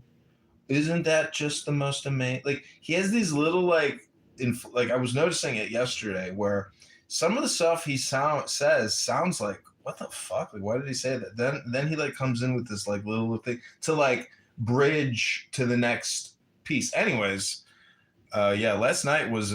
I mean, it was pretty amazing because I like and I enjoy upsetting the left, particularly, and I like upsetting the right too, but I really like upsetting the hardcore leftists as much as humanly possible because they're the ones who can benefit the most from philosophy. And when I talk about philosophy, I'm really talking about like Marcus Aurelius and meditations and how you can't control the environment, but you can control your emotional response to it. And there is a way to live your life that is less draining. Now, I know a lot of this might be under the influence, but Pari, welcome to Philosophy House. Because welcome. Yeah, How are you, beautiful? I am so good. What is the context of this discussion? We're just talking about philosophies. Yeah, we're talking basically. Or something specific. Yeah, we're talking basically about love and intelligence. Are you currently in love? Yes, I'm always in love. You have to be in love with all of existence to be intelligent. Okay, and what is intelligence? I think intelligence is this like innate wisdom we already. If we like kind of cut out the noise of all this like conditioning we've been subjugated through millennia, like through our environment and like how they've been shaped through generations. What? My bad. Sorry, that was another phone. So you think it's intuitive? Right. You think it's intuitive? Part of it is intuitive. No, I feel like we have this innate knowing. For me, intelligence, kindness and empathy are the greatest mark of intelligence. I feel like the more intelligent you are, the less ignorant you are. It's like when you understand love, your understanding of love increases, so does your understanding of the nature of reality and the universe. And as you become love yourself, you embody it. You understand you are the universal energy experiencing itself in refracted fractal forms. And everyone around you is the same. There's like this interconnectedness, this unity, unified field of intelligence. And you can access this unified field of intelligence, like the collective consciousness, intelligence, universal intelligence, God, whatever you want to call it. Through like I tuned into it through like abstract meditative practices. Not a lot of it was very disciplined or yogic. It was more abstract, like tantra, kind of like going with the flow, like a dance. Have you ever read the Tao Te Ching? Technology. No, actually, I don't necessarily follow a particular school of thought, but I've read diversely a lot of philosophy, like Jung, Nietzsche. I don't agree with one philosopher, like all encompassingly. Maybe Alan Watts, I feel like is closer to what I know to be the nature of the universe and like the reality of how it works. Then I've read a lot of like ancient esoteric texts that I derive a lot of my symbolic philosophy from, like the Advaita Vedanta, Gnostic texts, ancient Vedic texts, Egyptian Mayan symbolism. I write a lot of research papers on how modern quantum physics parallels to the symbolism in these texts. What's your analysis of this phrase that philosophy always Yeah, likes to I say? mean, and they got some that serious all weaponry, dude. communication Like is just I've been hearing hypnosis. that a lot of problems are. Yeah, I agree to that. I feel like words subconsciously and consciously affect everyone a lot because words are like spelling, like spells. Like the more you repeat something, the more its energy manifests around you. So like how dictators and hierarchical power structures treat words is like you repeat something enough, it becomes part of like this nomenclature in your community. You repeat it long enough and hard enough, and like then it becomes part of culture and then tradition eventually. And yeah, like words become sticky, right? Like this. Yeah, they become sticky. Once you define something, once you reinstate it repeatedly, you limit its definition, you limit what it could be or grow into, as well as you materialize that idea. And repeat it enough times that seeps into like collectives, if you know what I mean.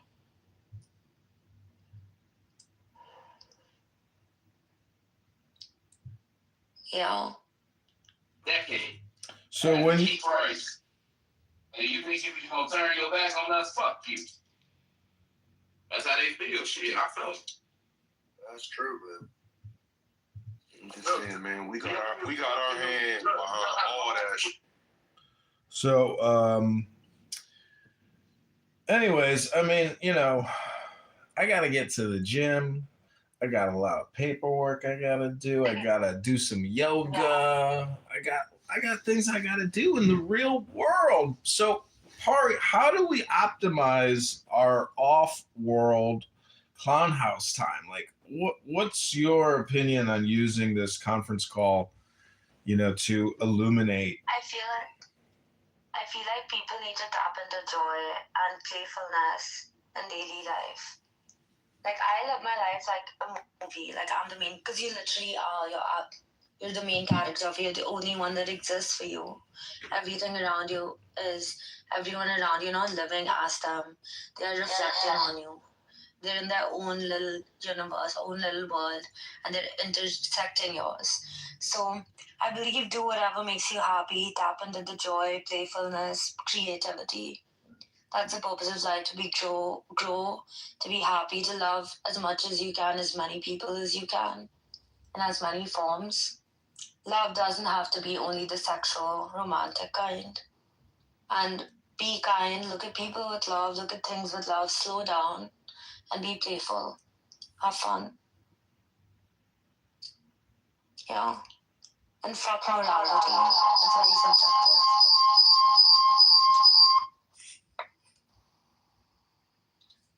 That's up.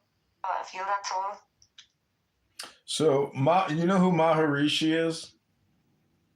Yeah, transcendental meditation. Yeah, he talks about the creative intelligence and how the creative intelligence can solve, you know, a lot of the problems in society, in our environment. So, what does creative intelligence mean to you? Creative intelligence, I feel like, technically has a lot to do with like abstract pattern recognition and kind of being like in a non-judgmental space in your mind. That's where creativity blooms. It's the opposite of rigidity or like following rules.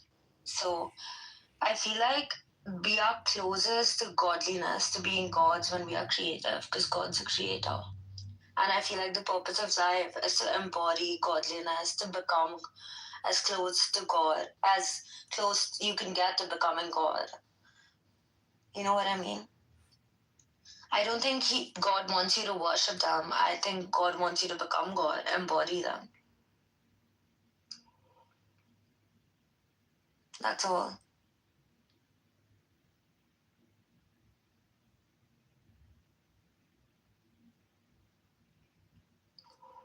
Yo. Are you guys still here? Yeah, I'm here. Yeah, that's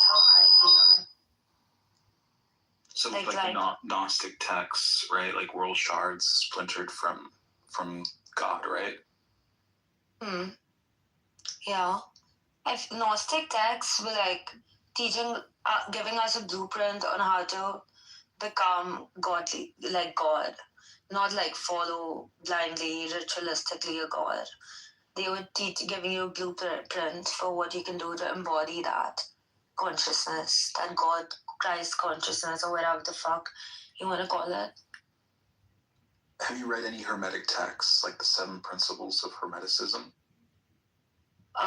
Not really, but I feel like the Hermetic texts align closely with a lot of Advaita Vedanta, which is ancient Indian texts that I've read. And I feel like all wisdom and knowledge has been the same since the beginning of time. Language of perception changes according to the era we're in. So people have been, these people that lived and tried to awaken people or give them these teachings were symbolically teaching us the same thing in different like languages according to the era they were in. And the same wisdom, there's only one truth. It's been the same like forever since the beginning of cyclical time. And I also know the Big Bang was like the universe fucking itself into existence, like the Big Bang. And it still is. It's like everything in creation stems from duality. And this needing to reproduce is like creatively trying to love oneself better. You know, kind of like joy. Ari, have you ever like watched those videos on YouTube where like it's ASMR? That's literally your voice. It's ASMR. It's pretty wild. Really, I've never gotten that before. That's Is fun. that your my friend in philosophy? Is that like similar? No. What? Me? Yeah. Nay. What'd you say? Oh, like Polly, like I'm texting a bunch of people. Oh, no worries, man. No. Yeah. Go on. Well, anyways, have you heard of this guy named John Dee? He was John Dee. Yes. No. He was an English mathematician, astronomer, teacher, an astrologer, and occultist, as well as an alchemist. Yeah. So he was like he was a court astronomer for Elizabeth I, and he advocated for the foundation of like these English colonies and to form a British empire. So like literally this wizard advised the queen, hey, like this is what you should do. I know, like in India, everyone, like because I'm from India, we all, like all the people in the 1%, we all like know that like magic and science are like the same. Science is like magic in material form, like inverse black magic. It's things that follow each other. Wow.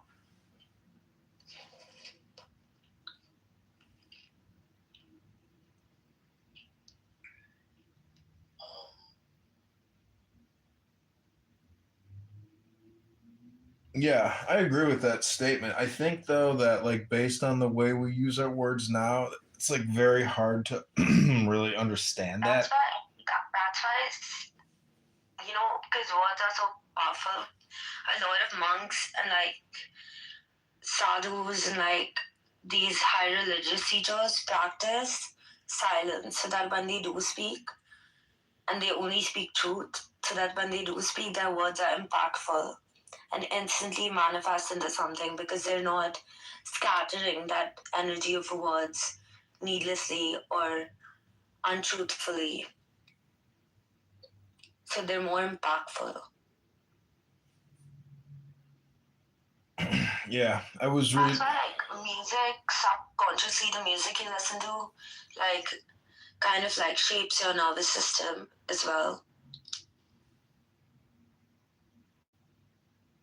Yeah, in terms of like manipulating or harmonizing your nervous system, I play music a lot. I play the flute, and like basically, if you go to a very contentious room on this app, you're processing it all, and your body is, absorbing it, digesting it psychologically, etc. But if you play music, you end up becoming like you reframe it in a way where it's like you're playing court music to people having a debate. Yeah, it's like sound without the noise of the words that can intercept it. I feel like it's very healing, especially classical music, instruments. They're really healing, and vocals without like meaning. Everything in the universe is vibration, energy, and frequency, and music is to deal with frequency. We're like water, like conscious water frozen into this particular frequency. Everything in the world, every object, like a table, your laptop and phone are the same energy, vibrating at different frequencies. Lower vibration is more solid, more immovable object, and higher vibrations more fluid, like humans. And God is like highest is omnipresent vibration, like core vibration. Everything we can see is an electromagnetic field.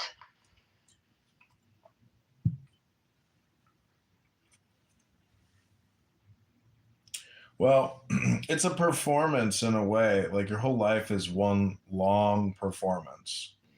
And, if you look at the success of a musician or the failure of a musician, it's very similar to the success of a politician or the failure of a politician. Whoever controls the media controls the mind. And yeah, so it is the collective deciding entirely. It is like a politician's job, for sure. But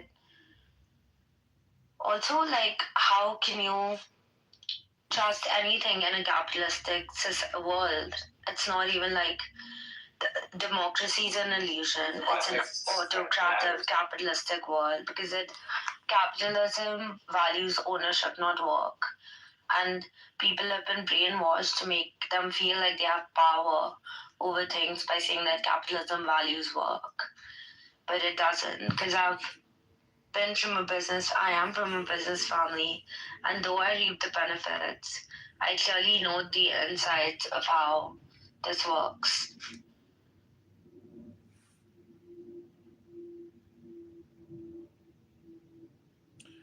Well, what kind of philosophy do you enjoy? Like, do you actively read any books? I write my own. I actively read like a lot of books, but I don't subscribe to a school of thought because I developed my own. Like when I was 18, and I wrote a book. It's about to be published this month. And I write a lot of research papers decoding the theory of time, the nature of reality and the universe, and systems from the futuristic perspectives that would help separate states as well as countries and the world as a whole. Systemic architecture, basically.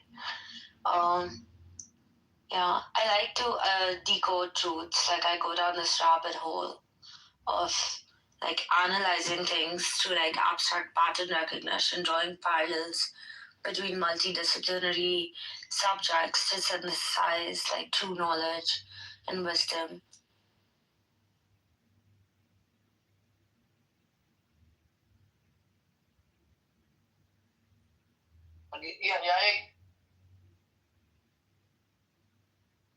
Wait, so yeah, she probably already realized it.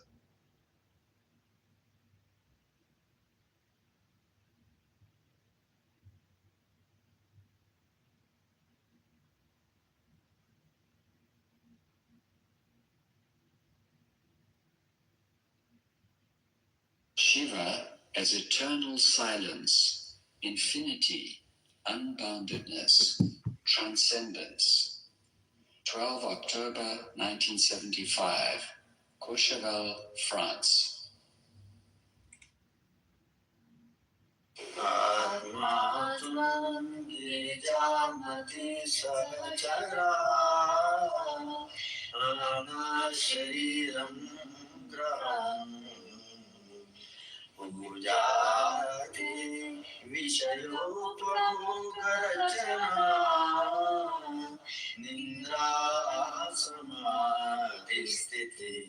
Sanchara padayo pradakshina vidhi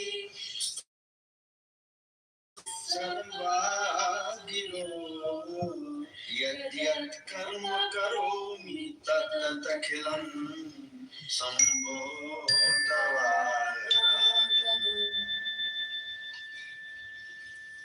The Upanishads describe the state of least excitation as Shiva.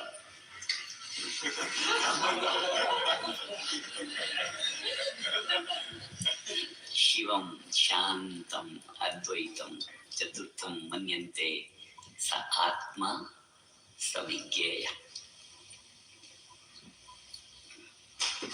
Shivam. What is Shiva? Shantam. Eternal silence. Advaitam. Non-dual. Unity. Infinity and boundedness. Immortality. Shivam Shantam Advaitam Chaturtham Manyante. We take it to be the fourth state of consciousness out of the relative activity and silence, out of relativity transcendence. That is Shiva. Shivam Shantam Advaitam Chaturtham Manyante. What is that? It is the self, ourselves, yourself. It is the self of everything. It is the pure life, pure intelligence, pure existence.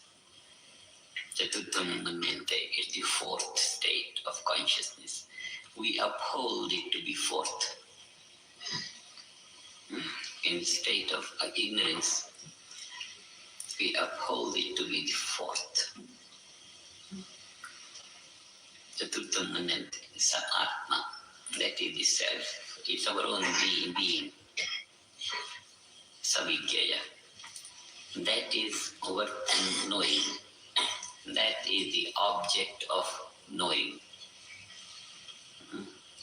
It's a very great truth of life. And this song describes what it is in its manifold aspects. The state of least excitation, what it is in its states of excitation, in its different states of excitation.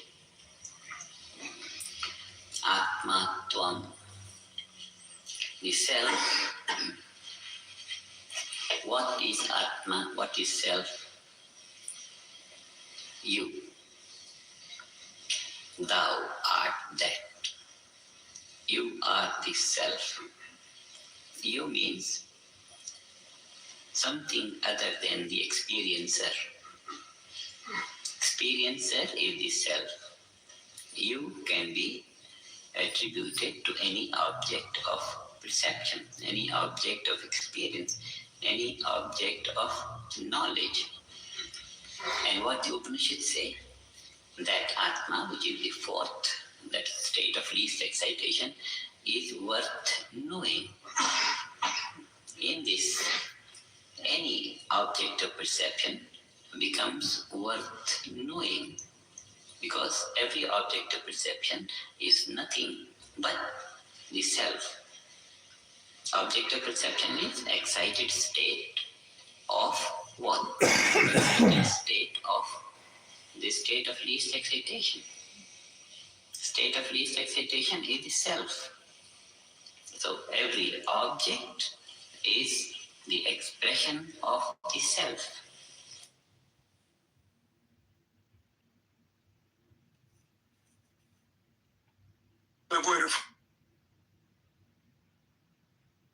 Yeah.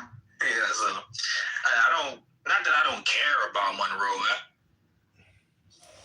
Expression is in its pure value that of which it is made. It is made of the self. A beautiful vision of unity consciousness. You are the self,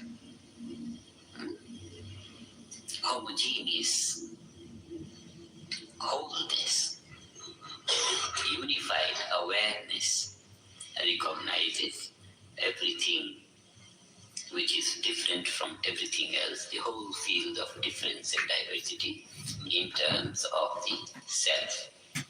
Atma Tvam. You are the self. Girija Mati. The word Girija means born of Giri. Giri here will take in turn in the meaning of a mountain. Mountain in the meaning of huge, big, great, enormous, Brahman. Mati means intellect. What is intellect? Is born of the great, Giri Jap. Born of the Giri, born of the mountain, born of the huge, enormous, great Brahman. You are the self. And what is another element that one experiences? The extreme transcendental value, universal value, is self. And what is the individuality that is little grosser than the self? Intellect. What is that intellect? It says Girija Mati. Born of the great, born of that huge, enormous unboundedness of Brahman is the intellect, the first impulse of creative intelligence. Pure creative intelligence, pure intelligence is yourself. It is in this that the science of creative intelligence says unfoldment of full potential of yourself. The teacher of science of creative intelligence teaches what? The unfoldment of the full potential of the self. He shows in the student the self, Atma Tvam. Thou art that which is the self, enormous and bounded. From thee is born the intellect. Into thee is the impulse of thyself which rises as intellect. So intellect is just the impulse of the self. The self, which is state of least excitation, and state of least excitation present in all the excited states. The intellect, which comprehends Brahman, permeates in its unexcited value, in the value of the self, it permeates all over. And because it is value, it permeates all over.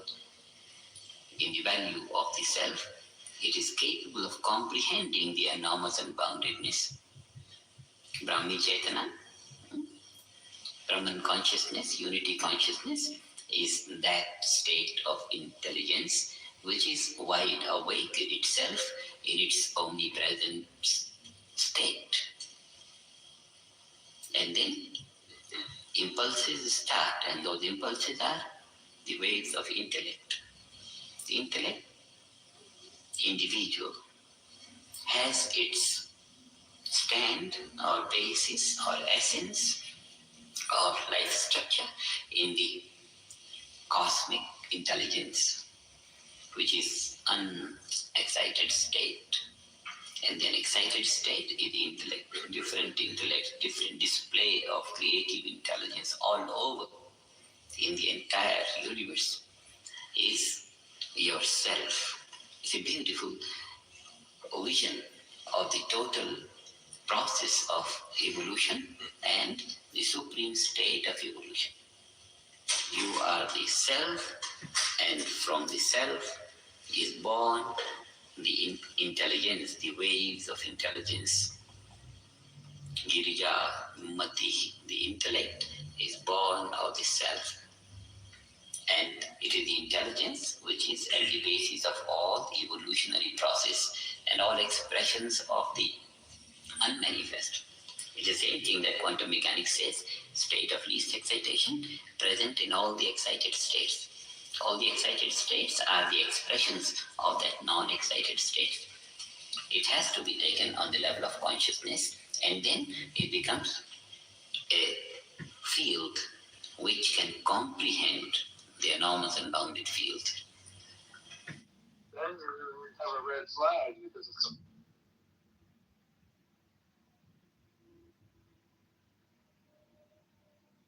You don't have. I look at the bank.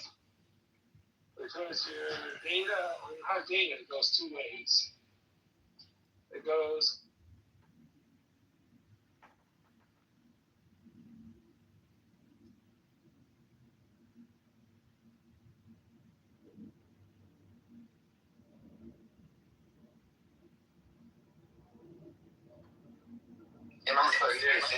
No, I'm not here.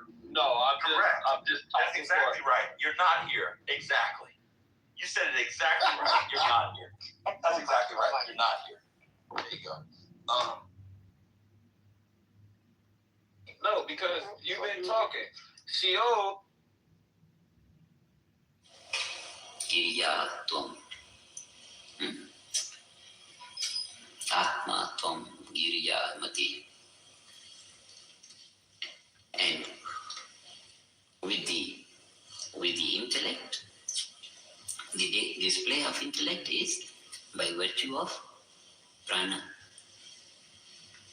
It's the prana which gives motion to intellect. Prana which gives motion to intellect. What gives motion to behavior? Frames. So this line says the different ups and downs, different degrees of breadth are the frames which uphold behavior. Behavior of the intellect is on the level of prana. If the intellect is very active, prana is very active. Intellect is silent, prana is silent. Both go together, and in their various structures, in their various degrees of expression, they are framed together.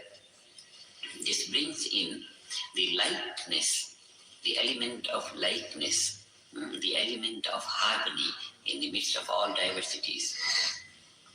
The different divergent values in creation, they are just the different expressions of the prana which serve to be the frames of intellect. The intellect plays with them all. Intellect moves with them all. Here is the knowledge of how creation evolves, stays in its divergent values, and moves on to higher states of evolution. Every state moves on to higher states of evolution. Two elements are counted.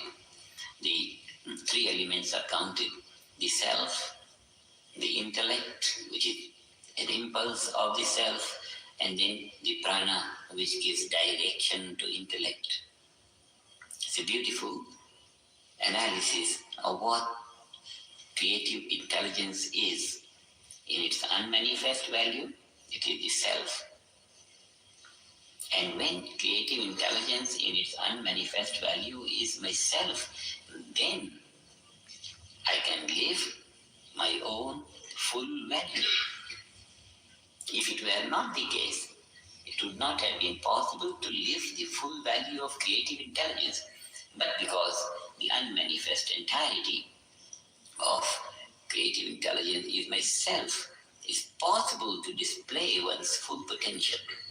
And it is in this that we find quantum mechanics establishing all possibilities on the level of state of least excitation. State of least excitation is a field of all possibilities. It is the home of all the laws of nature. The intellect, which is in tune with the self and is surcharged with prana, is surcharged with that life energy. It is a field of all possibilities. And it has expressed itself into varieties of movements and actions, and the display of the whole diversity in the universe has come along. It's a beautiful, beautiful words. Atma tvam girijamati sahachara prana shariram griham. The physical manifestation, the material manifestation of that pure intelligence, which is in its unmanifest value with the self, in its first impulse with the intellect, and prana, it is to give energy to the intellect, to give direction to the whole manifest world. And then, where do they reside? Shariram griham, shariram, the physical structure, the body. And all the manifestations are nothing but the bodies of pure intelligence, the bodies of prana. Prana gives the direction to pure intelligence, to intellect, and then that expresses different values of that absolute unmanifest. And that is the reason why we see so much of variety, so much of differences. Because that absolute is infinite. Infinite being the source of the finite could afford to express itself into infinite ways, infinite varieties, infinite expressions. This is what it means. Atma tvam girijamati sahachara prana. The prana, different values of breath, which is giving an evolutionary direction to everything that is there in the expressed creation. Shariram, griham, home. Body is the home. This immediately separates the body with the self, immediately brings about a distinction that one experiences in cosmic consciousness. This is the body, I am that, I am a witness to that, I am separate from that. Immediately it establishes a relationship of the subjective and objective reality, even though the objective reality is nothing but the expression of the subjectivity, but there is that kind of separation. And this kind of separation begins to be clear when the analysis of the creation begins. When intellect analyzes what is creation, it finds two values, objective and subjective, the prana and the intellect. Prana may be associated with existence, with material expression. So in its expressing values, there is sequential development. Atma, intellect, that is self, intellect, prana, various aspects of prana which structure the family of activities, different kinds of activities, different frames gathered together, and where they all reside in the body. So, in the process of manifestation, it starts from unmanifest and then expresses itself into impulses, and then variety of it. And then once the variety comes, the unmanifest value of intellect and prana, and eventually the unmanifest value of the self, they all get covered by their own expressions. And the expression becomes a shell. Having a fun scroll? To hide the Bet you never seen some.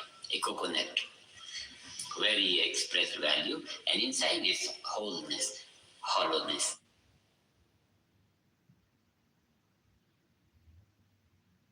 I don't know, man. It's man. I don't know, man. I don't know. There's the allure of, Susan Collins is up there, Bernie Sanders is up there, McMullen is up there, Mullen's up there. Sorry.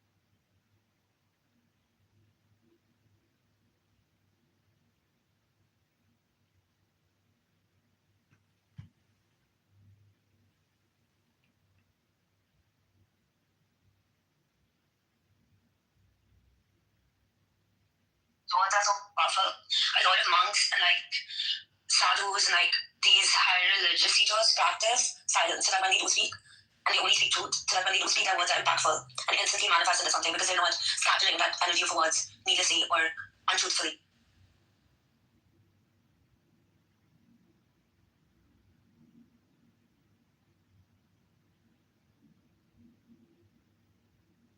When he had to connect, he had to.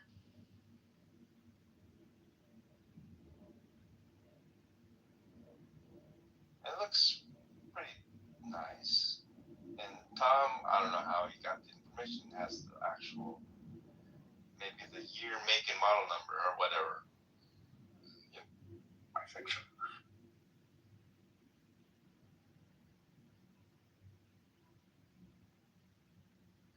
Yeah, I mean, someone mentioned earlier that we already have sci-fi solutions for problems, right? Like we.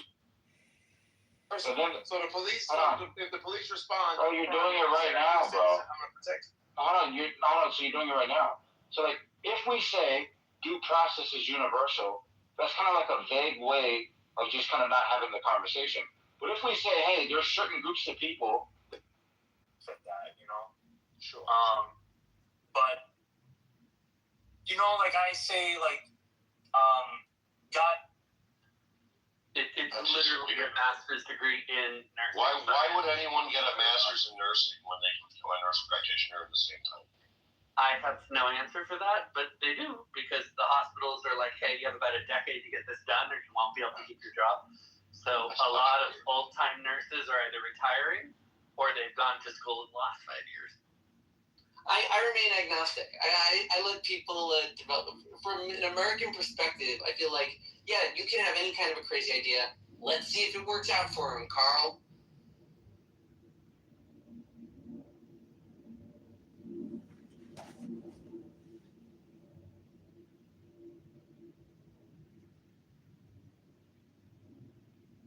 But yeah, if you haven't read that book, go read that book. It's great. It's a good book.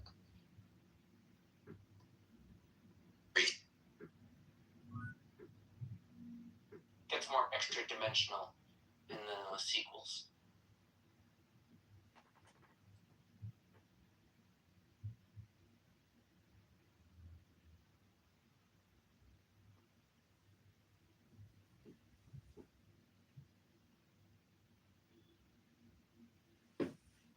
Hey, at least we get to, experience the wild ride. We'll see if we turn to, this weird, cool. The best case scenario, we get our personal AIs that solve all our problems for us. We can live in a post-care society. We can live in VR.